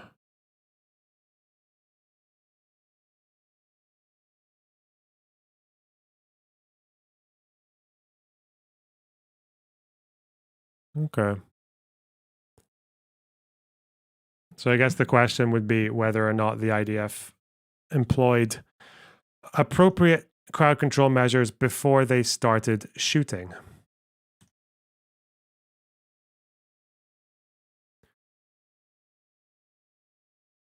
Earlier today, came across this Irish Lebanese guy showing that over 100 of the UN civilian casualty count was Hamas. Not sure if it's a good timestamp to begin. If you have a better one, please share. Spoiler, he looked up IDF reported names and info of the dead and matched them to the names of shaheeds on the website. The stories add up. I wouldn't say shaheeds, but because shaheed can be any cunt, but okay. That's subject to bad faith interpretation, I'm afraid. Sorry.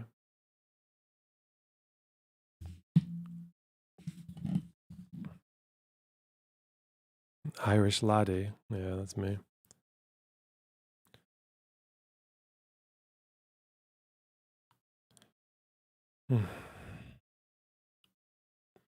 Lastly, although this interpretive guidance concerns the analysis of interpretation of IHL only, its conclusions remain without prejudice to additional restrictions on the use of force, which may arise under other applicable frameworks of international law, such as, most notably, international human rights law or the law governing the use of interstate force.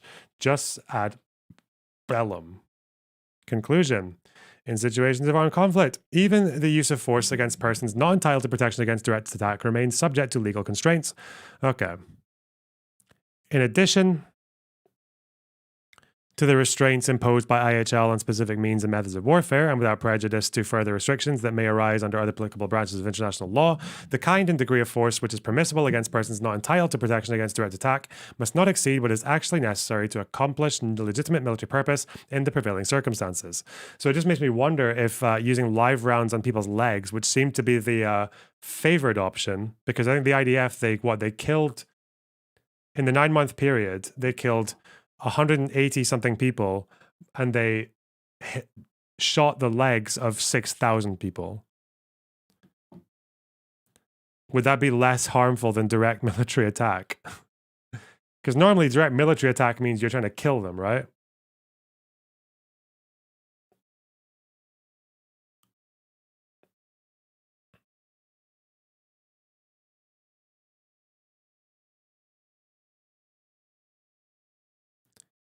Pope John Balls, thanks for the $6.99. As sick as it sounds, I think Hamas helped propel the Palestinian plight to the whole world. The PLO could have used this opportunity to seek freedom.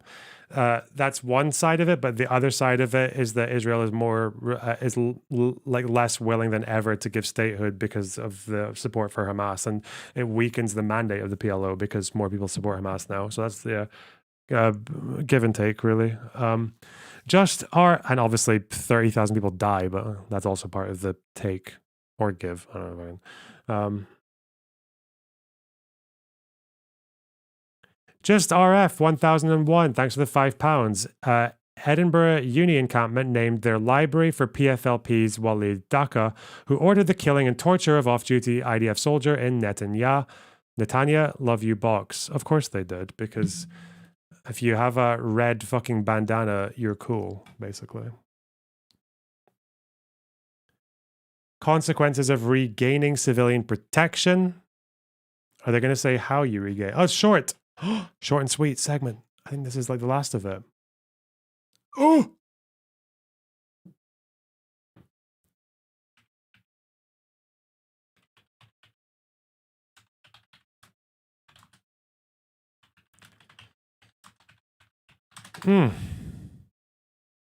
International humanitarian law neither prohibits nor privileges civilian direct participation in hostilities. When civilians cease to directly participate in hostilities, or when members of organized armed groups belonging to a non-state party to an armed conflict cease to assume their continuous combat function, they regain full civilian protection against direct attack, but are not exempted from prosecution for violations of domestic and international law they may have committed.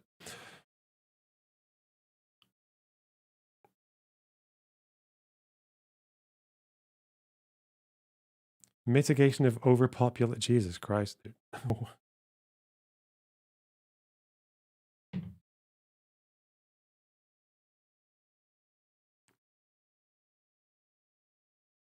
Ugh.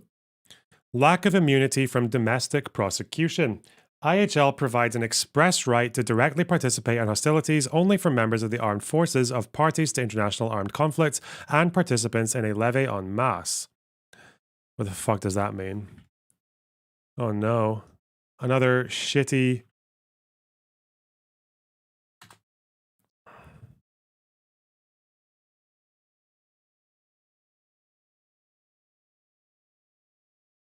People who take up arms to resist invading troops. Regular armed force. I don't fucking care. This right does not imply an entitlement to carry out acts prohibited under IHL, but merely provides combatants with immunity from domestic prosecution for acts which, although in accordance with IHL, may constitute crimes under the national criminal law of the parties of the conflict. The absence in IHL of an express right for civilians to directly participate in hostilities does not necessarily imply an international prohibition of such participation. Indeed, as such, civilian direct participation in hostilities is neither prohibited by IHL nor criminalized under the statutes of any prior or current international tribunal or criminal court. Your accent is grating. Leave then. Your fucking text is grating. Get better.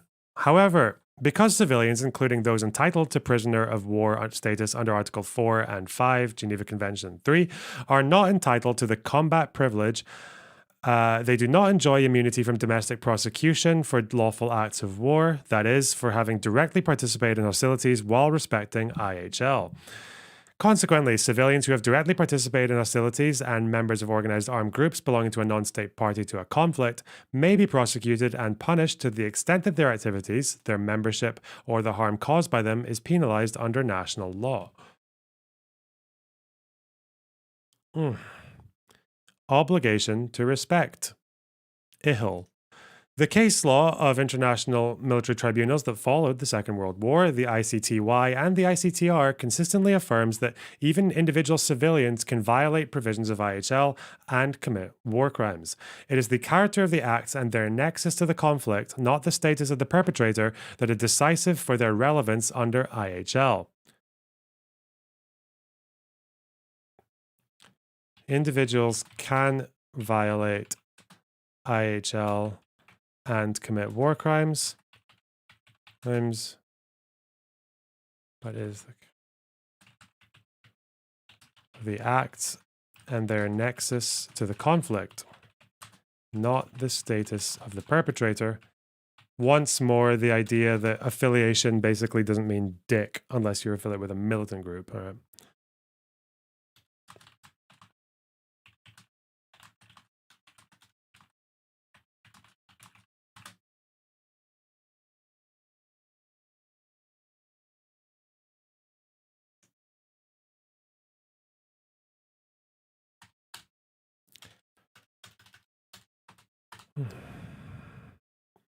There can be no doubt that civilians directly participating in hostilities must respect the rules of IHL, including those on the conduct of hostilities, and may be held responsible for war crimes, blah, blah, blah, blah, blah, don't care.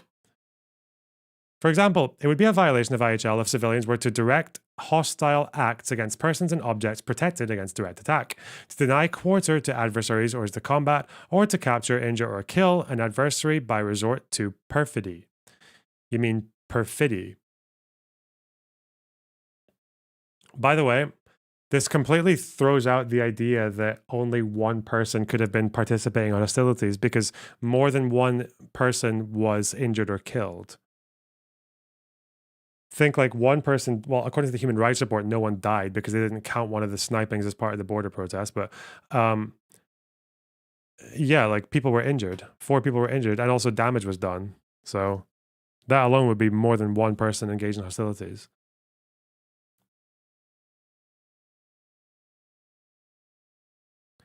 Ben Gvir was attacked by families of dead Israeli soldiers.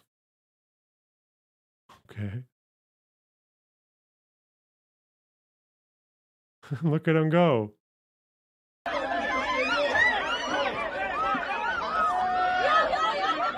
Where is he?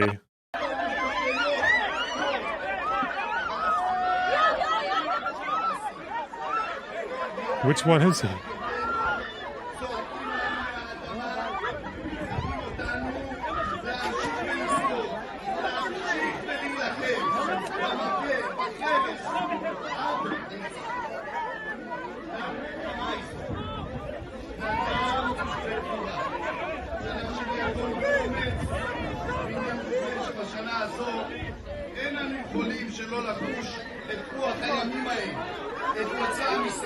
He's talking, isn't he?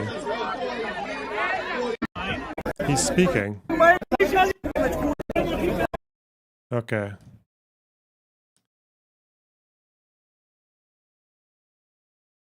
Did they lose protections? Probably not in a domestic situation, no. I don't think they've taken up arms against the state in that particular situation.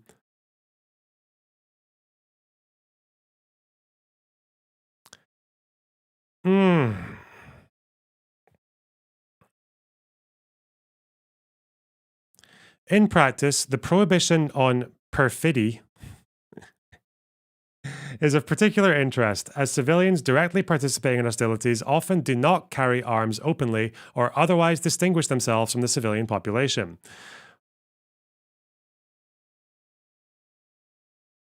When civilians capture, injure, or kill an adversary, and in doing so they fail to distinguish themselves from the civilian population in order to lead the adversary to believe that they are entitled to civilian protection against direct attack, this may amount to perfidy in violation of customary and treaty IHL.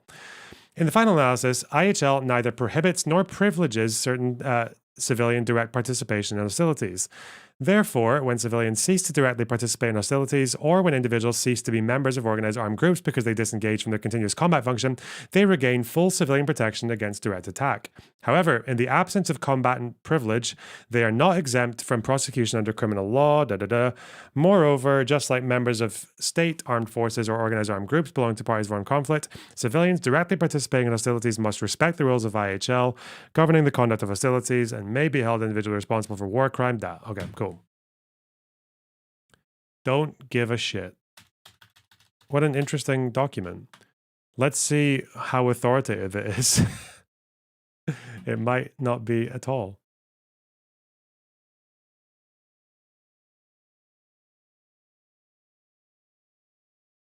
All right. Let's just drop this here instead, separate from the notes section. Oh. Put it here. And then fuck on.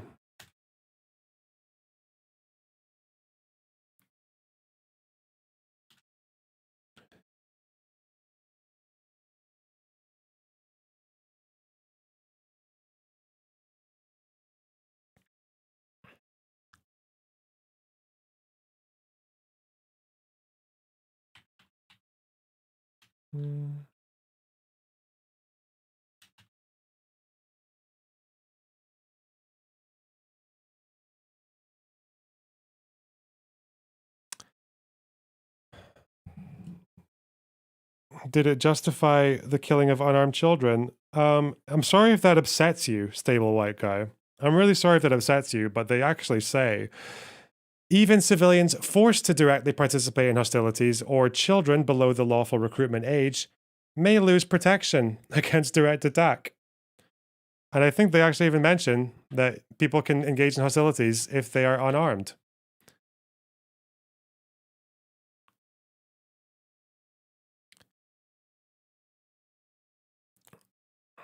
Armed or unarmed activities. So I'm sorry that the ICRC upsets you. I'm just reading out what they say. I'm just reading the facts. By the way, that fucking UN report. One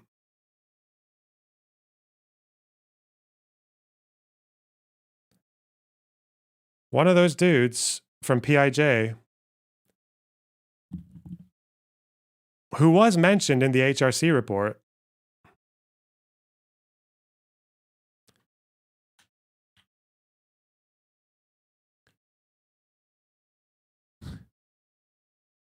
was 15. Listed as 16 in the PIJ site, but 15 in the Ahmed al-Sher. ISF soldiers shot 15-year-old Ahmed al-Sher in the back of his head with live ammunition. Ahmed was throwing tires at the time. But they don't mention that he is a fucking that he's in the Al-Quds brigades.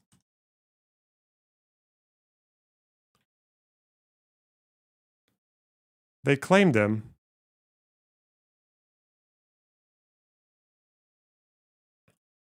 Come on, archive.cock.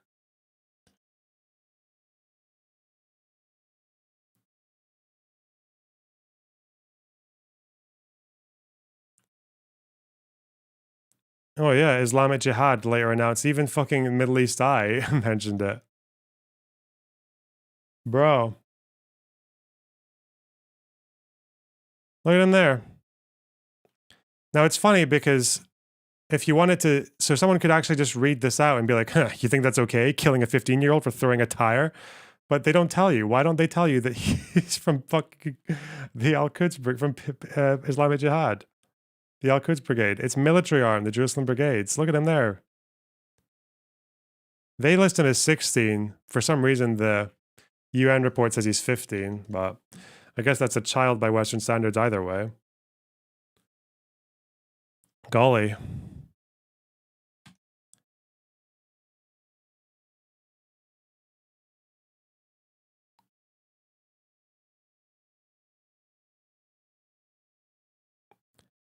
So, I don't know. Stay mad, I guess. Yeah, war is hell. I don't know if you realize that. War is hell.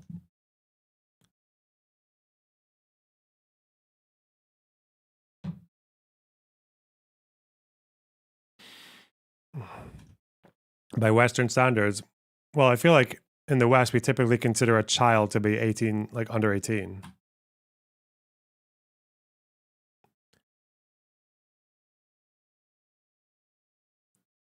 But we also let children in some countries join the military. I think in Scotland, you have to be 16. What can I say, though, eh? Apart from war is hell.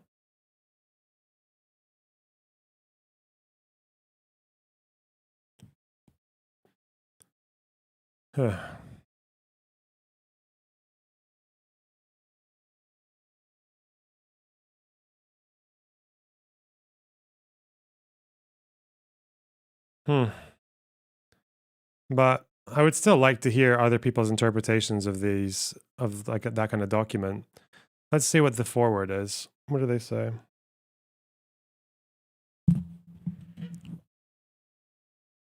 The protection of civilians is one of the main goals of international humanitarian law. Pursuant to its rules and the conduct of hostilities, the civilian population and individual civilians enjoy general protection against the effects of hostilities. Do you have opinions on the age of consent too? Yeah, I think it should be 18 or above. And believe it or not, you can apparently do military stuff before you can consent to shagging an adult. I didn't make the rules. The International Committee of the Red Cross made the rules, apparently. These guys did.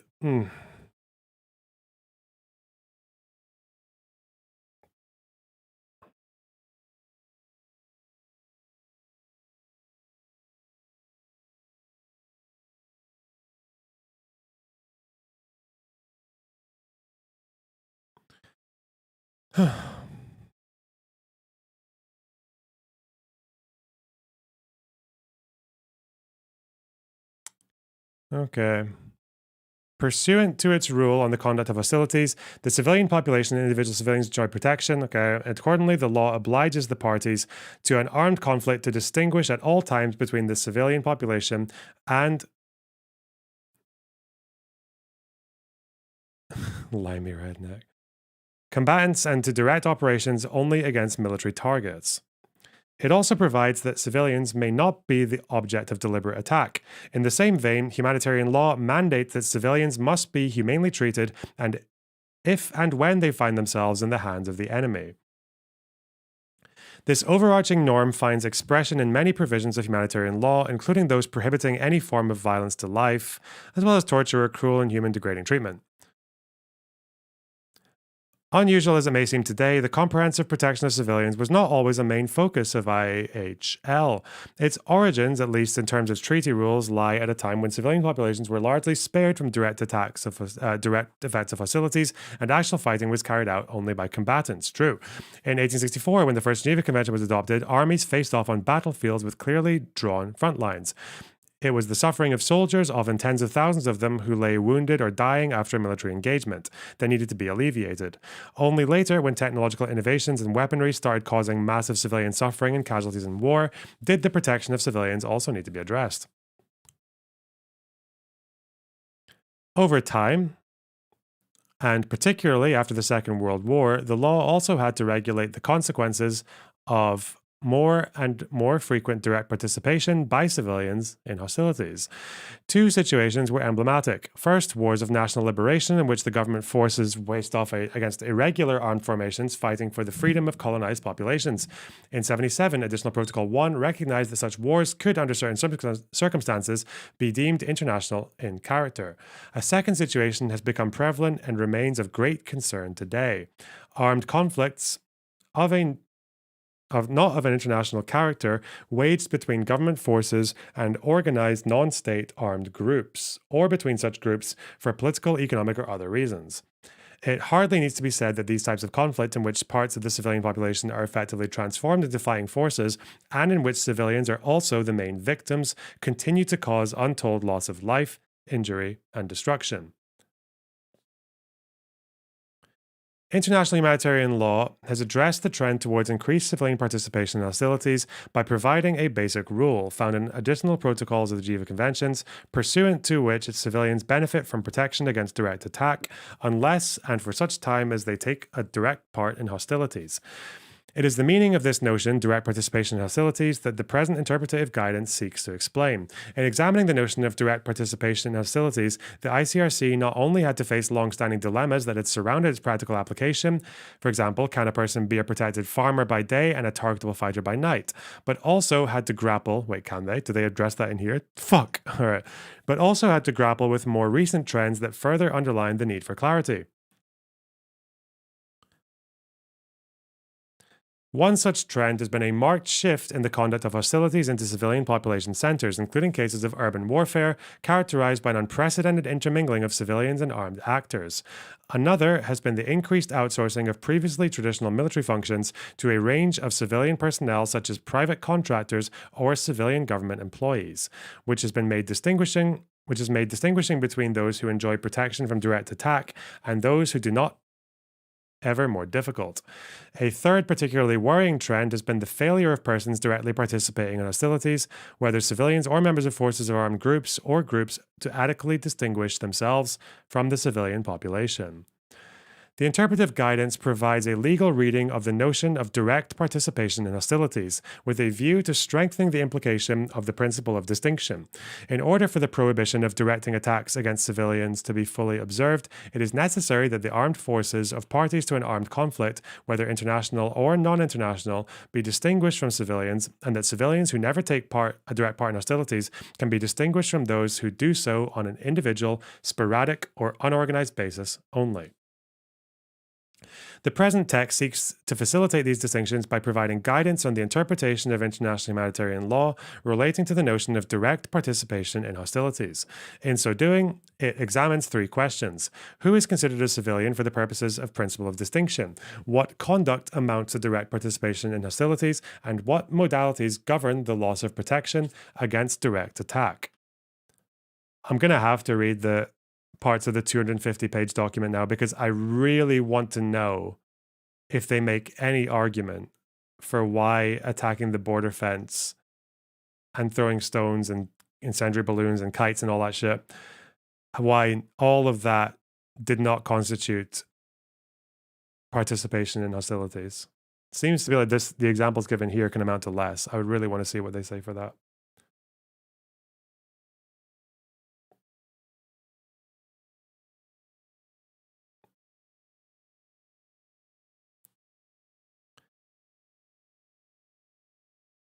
Maybe there's an argument. I don't know.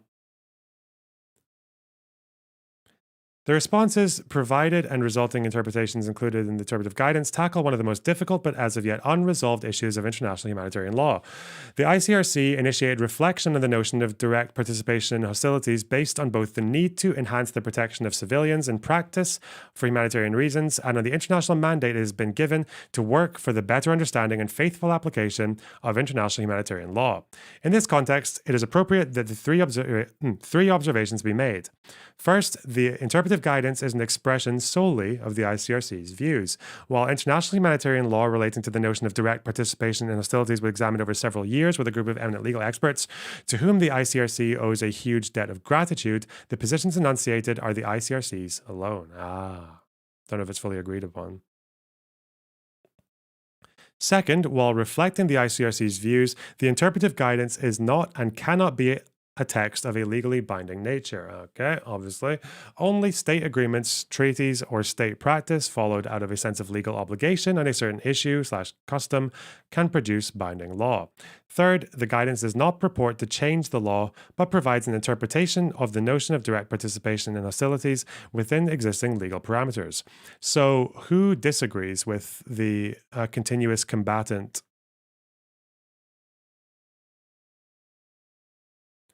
Well, this is signed off by the president of the ICRC, so it is their opinion. Providing guidance does not address consequences of direct participation in hostilities once you find yourself in adversary's hands, okay, like for capture, okay. But obviously IHL would apply there as well. So,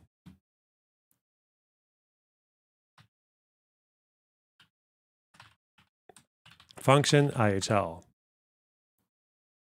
Where does this come from? That's interpretive guidance, not that. Does it exist in any of the conventions or?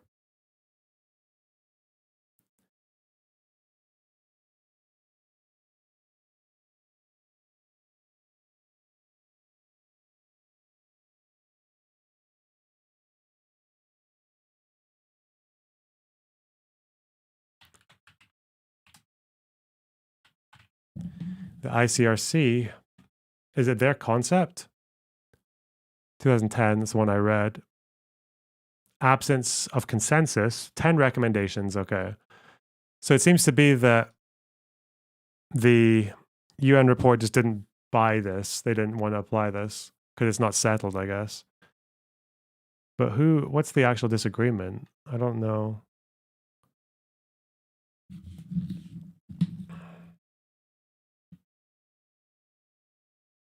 Any plans doing a summary video on the findings? Potentially.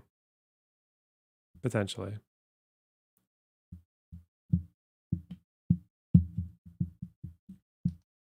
I was hoping other people would give me their opinion, like compare notes. I might actually talk to Dustiny about it and see what he thinks. Because I think it's probably a bit crude to just be like, well, shouldn't have stood in the buffer zone, retard. I don't know if that's necessarily the best way to go about it.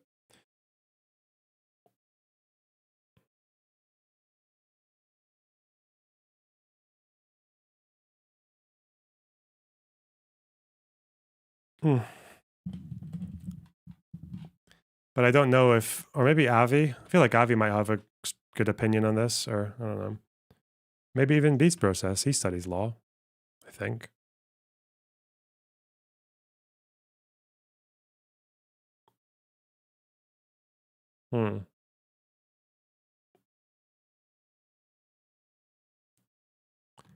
Oh.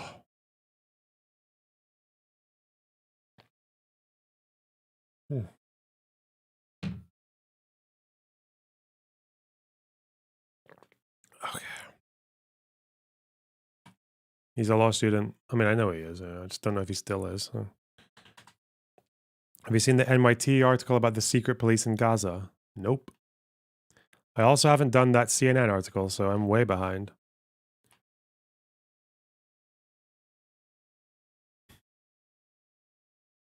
Fuck me.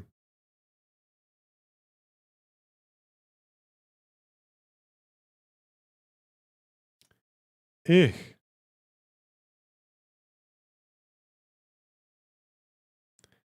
What do I do now? What happens? What's this? CNN is Hamas now. True.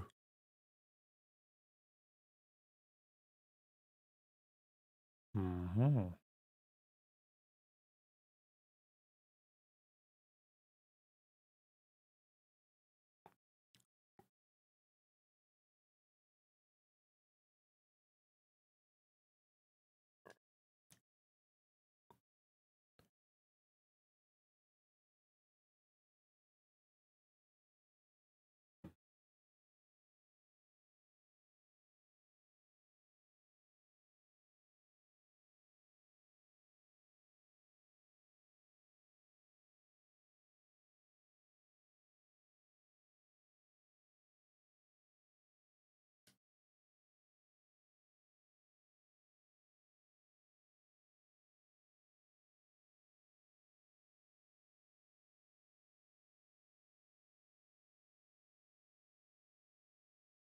Okay.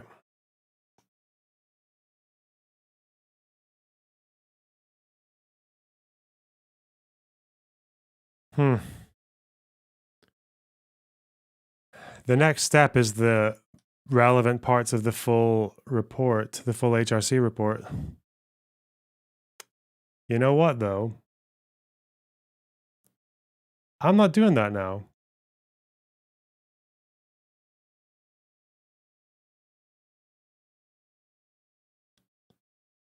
Fuck you. Not happening. I'm tired. You should play chess whilst ignoring us. That is a possibility. Apparently, I'm supposed to read a fucking Reddit post or whatever. What the fuck?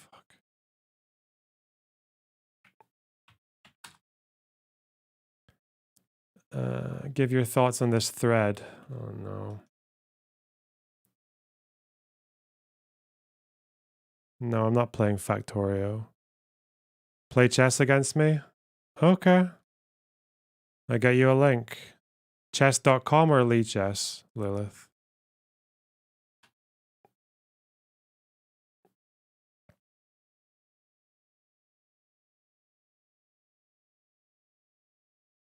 Ever debated Destiny about IP? I mean, I do bring disagreements, but they're too boring to be proper debates because it's always just one thing at a time. It's normally like, well, I think you're wrong about this, this, and this with the fucking whatever Oslo or settlements or fucking, and then they'll just be like, oh yeah, okay, and then we just stop and then we just talk about something else. So it's never really that exciting. I wish I'd actually organized a proper like argument at particular times after I'd gathered enough debates, but fuck knows. Do you want increments or do you want 10 minutes aside, or what do you want, Lilith? What do you want? 5 minute with 2-second increments?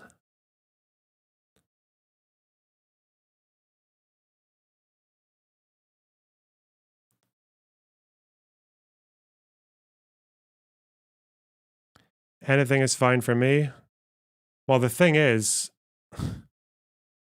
you have to be, let's just do this. You have to be quick enough on the link because I can't just send it to you individually, can I? If anyone else accepts this link, I will freak the fuck out, okay? I'll be big mad.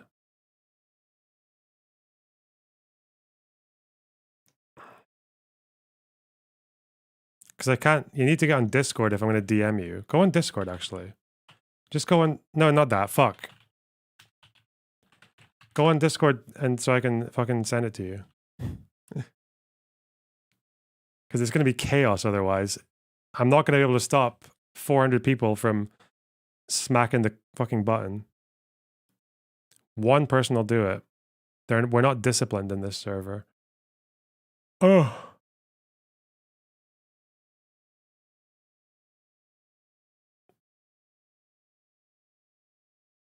Bro, what if she's like an indestructible chess player? What the fuck?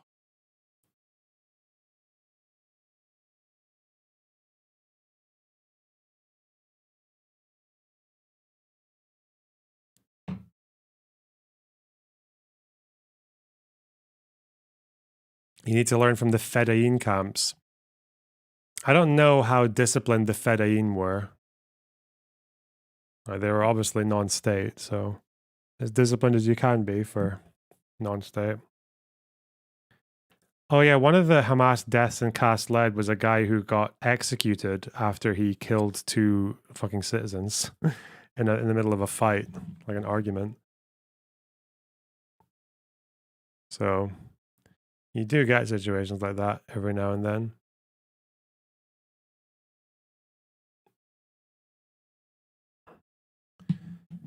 Oh, no Discord joining yet. Oh God, am I getting trolled? Am I getting taken for a ride?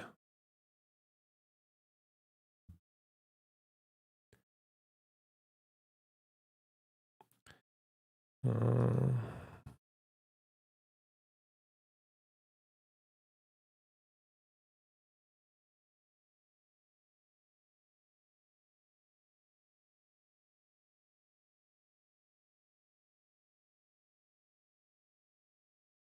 Hmm.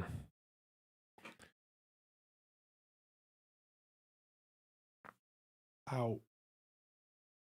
I don't know about the revised UN death thing. I don't even know if it's fucking real. If it's the same story as before, where a bunch of the numbers are just like not are incomplete documentation or whatever, that doesn't actually count. Have you talked about the revised UN death yet? Thanks for the $10, terrorist. But it's incomplete data. Yeah, then I wouldn't. Why would I bother? Like, it doesn't matter. I think it's very unlikely that Hamas's ratio, their stated ratio of women and children, is real. But the death numbers they're probably about real. I don't know why they wouldn't be. Anyway, fuck me, man. Where's the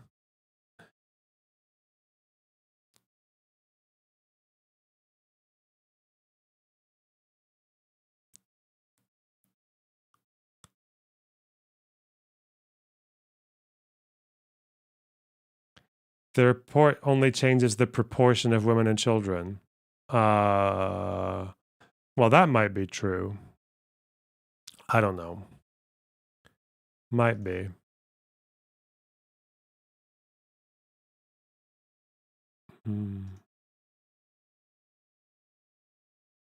I don't think we actually have a challenge going on here, guys. Think I'm getting fucked about.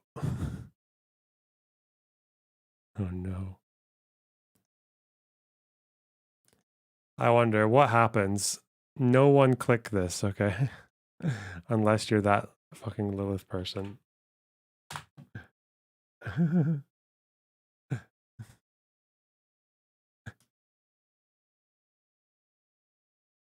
Accepted. Who the fuck is this?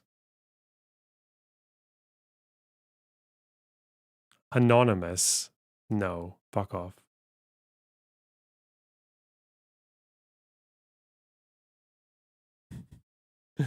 Oh shit. Let's try again. No one else click this.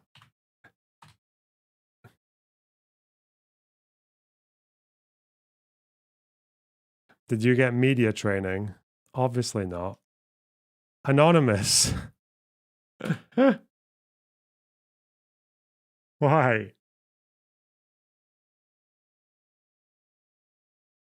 Why do you do this to me?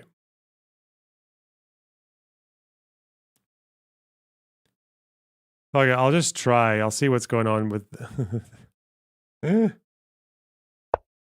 Fuck this, man. I need a time limit actually because this person will just take fucking forever.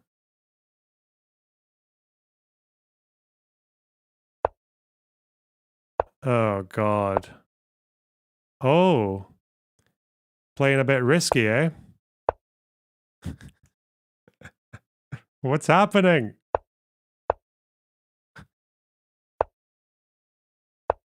What are they doing to me? Oh shit. This person's fucking gooning me, man. I'm getting I'm getting clowned. Huh? Okay. The fuck, man. Okay.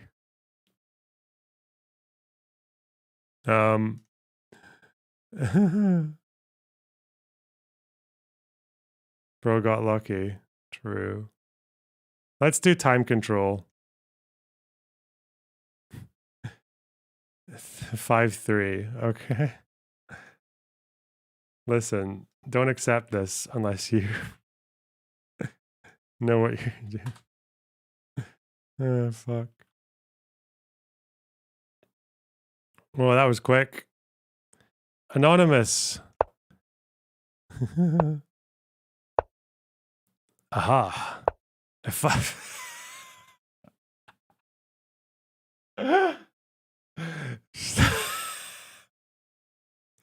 Stop. I'm getting mogged, man. I'm getting taken for a fucking...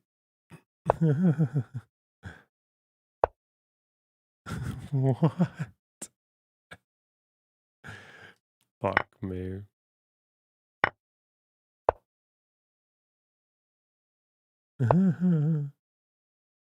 That's a free queen, I guess.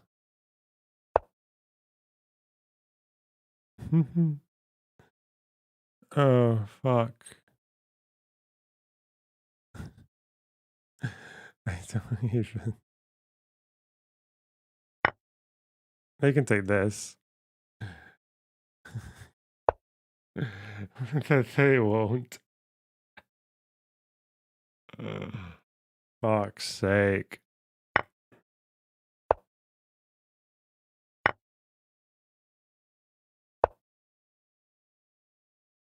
What am I doing?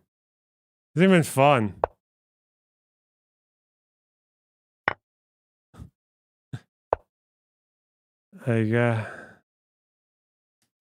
Oh, and I slipped. I didn't mean to do that.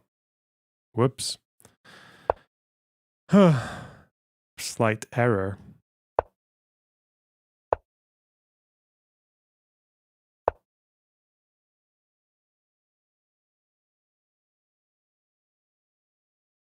They have to go up.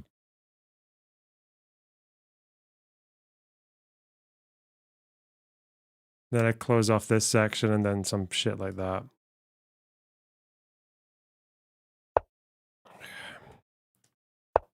Because this is closed off and you have to go there. Okay. Listen. No one else click the thing, okay? Don't click the thing. Missed mate in 1, obviously.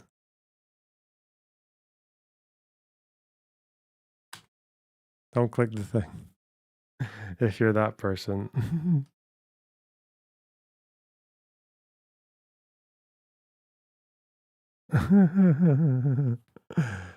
Fuck me. Oh no, we got an accept. Okay.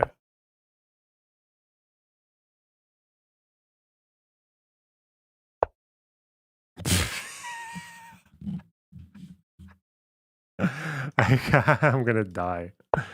It's too much. It's too much.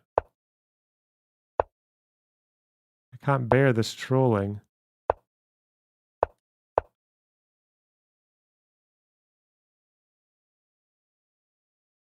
Okay, this is more disciplined. Okay.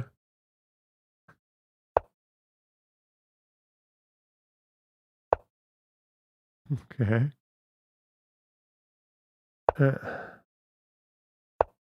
Oh. Now there's pressure on that piece. It's gonna get fucked.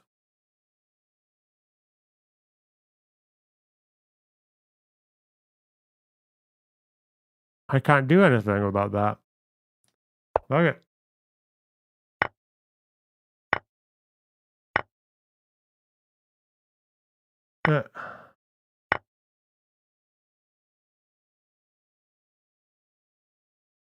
Alright. Is this safe? This person knows now. No bullshit.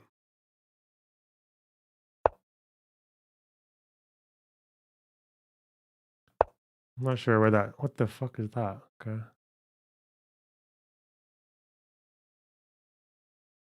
Huh. Right here? There's this is a bit scary. Oh. Ugh. Oh, it was a trade. I didn't even notice that. Hmm. Hmm. I go here because of this, then that. Okay.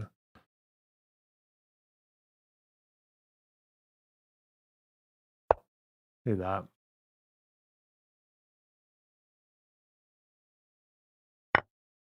Ooh. Oh.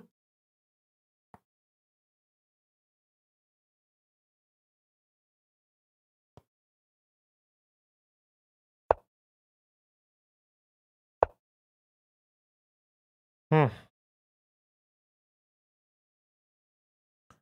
Now it's more of a challenge. Ugh.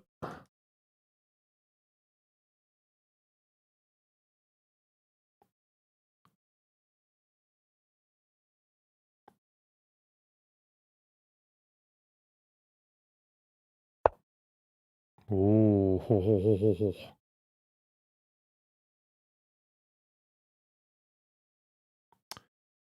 Hmm.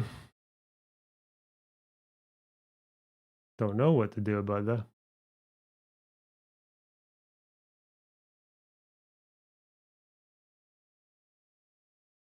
Put that there, I suppose. Oh, there are 3 people watching. I don't even know. I'm a bit stuck now. This person's not so weak as they seem.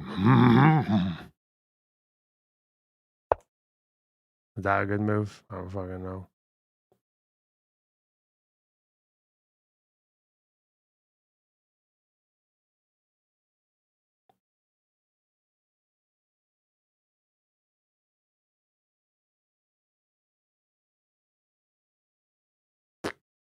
I don't know.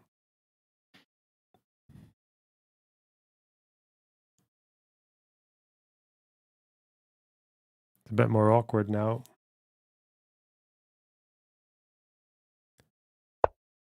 How are you an entire minute behind? Because I'm pensive. I'm thinking very hard. Okay? Get over it, loser. Huh.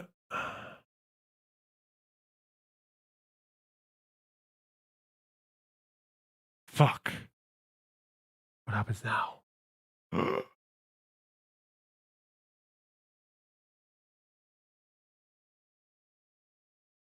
Huh. I don't know.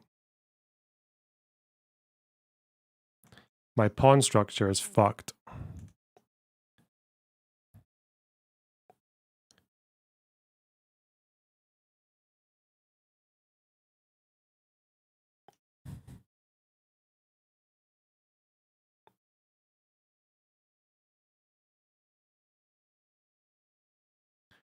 They're thinking. How was the gym today, little bro? It was fine. Satisfied.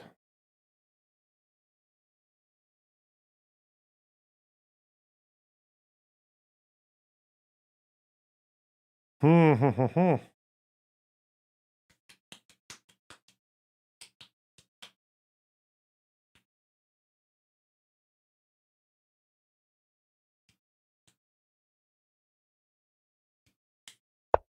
Ooh, shit. That's a good move. What does one do about that move?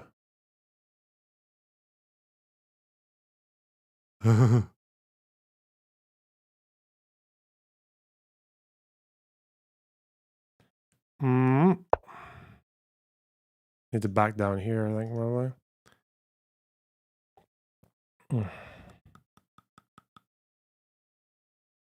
Bro, I don't even fucking know. It is awkward.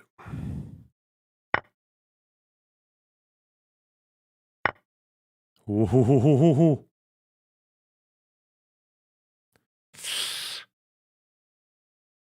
I guess I could take... No, I can't. There's a fucking queen there. Right. Should we take? Hmm. That's weird. That's difficult.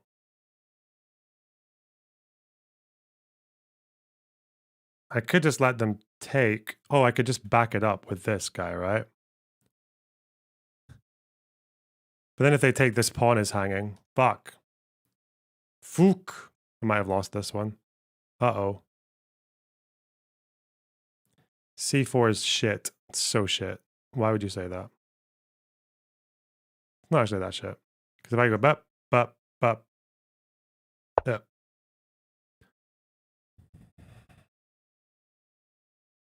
Because if they take, I just get my pawn up and center it, I suppose. Hmm. I don't think I've lost a pawn, have I? My pawns are just precariously placed, no? That's all that's happening there.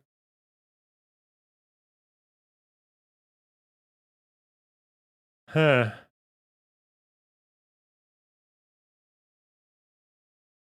What now? Do I get out of this dangerous position? No, because if they take that... No, it's still fine. I can still do that. I can still protect. Oh! I don't even know, man. This is really difficult. I'm flailing. Then I just have to take, don't I?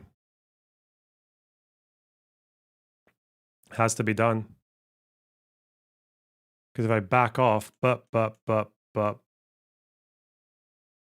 it. Okay.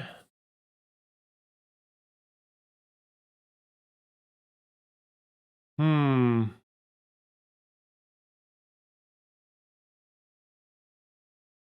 I feel like I could do some alignment here. Whoa, I'm in trouble. Let's go here. Okay. I don't know. At least this diagonal's protected.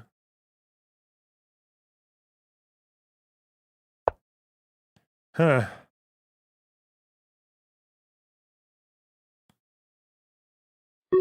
Ah!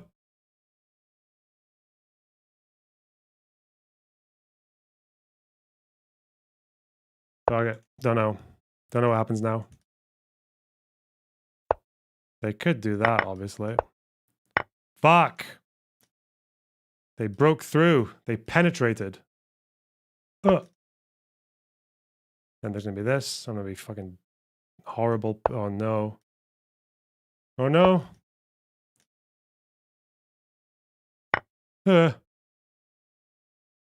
Get.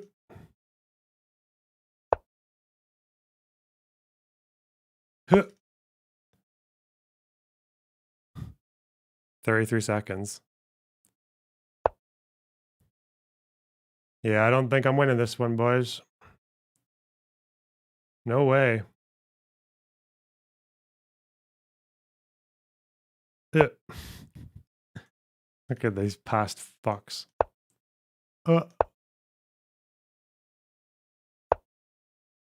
There is a way, though. There's always a way.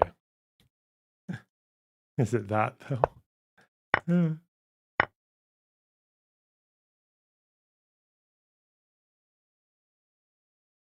Uh,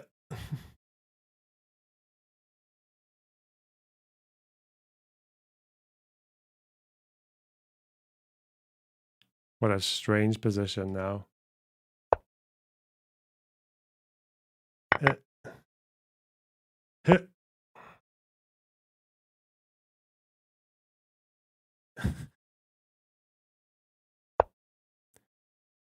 Uh-huh.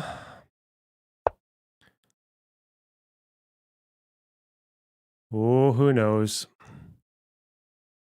Oh,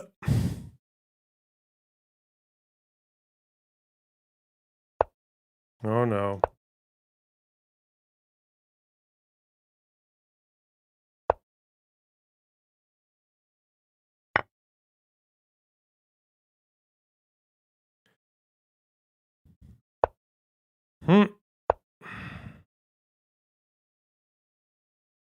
Fuck. I hate that move.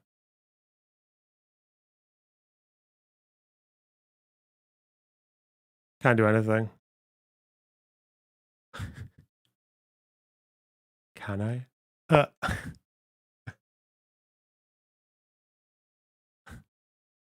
Last resort. Damn. Oh, well, fuck it. Good game, good game. That person moved their king first. Who was that? When did I lose? So I was doing better at the start because they moved their king out first.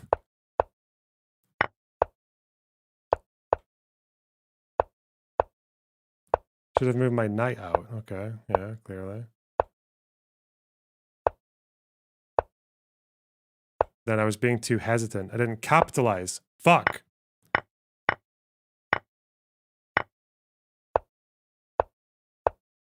When did I fuck up, though? Oh yeah, the pawn could have pushed that knight away. Oops. About here.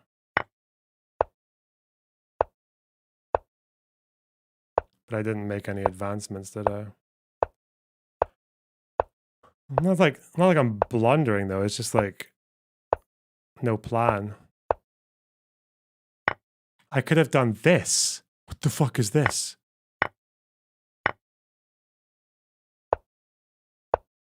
Oh. The bishop gets... What do they do that? Then the four... Oh, okay, cool. Interesting. Never would have seen that. Now it's just drawing, drawing. When did I fuck it? Still drawing. There. Okay. Bobo W, thanks for the 199. Could we get some royalty-free Christmas music? Nope. Nope. Okay. Good chill stream, guys. I like these low stakes bullshit streams. Okay. I'm fucking off, okay? I'm hungry and I'm all read out. I've read too much. Okay.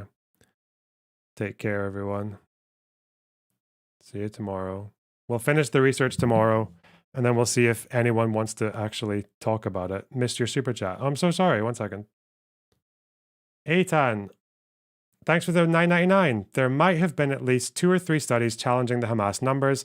Might be an interesting topic for you to dig into. Oh yeah, of course. There's always more research, isn't there? Brilliant. All right. That's all you guys want me to do, apparently. Okay. Well, maybe. Let me see where I want you to go. I don't think... Do I know anyone right now?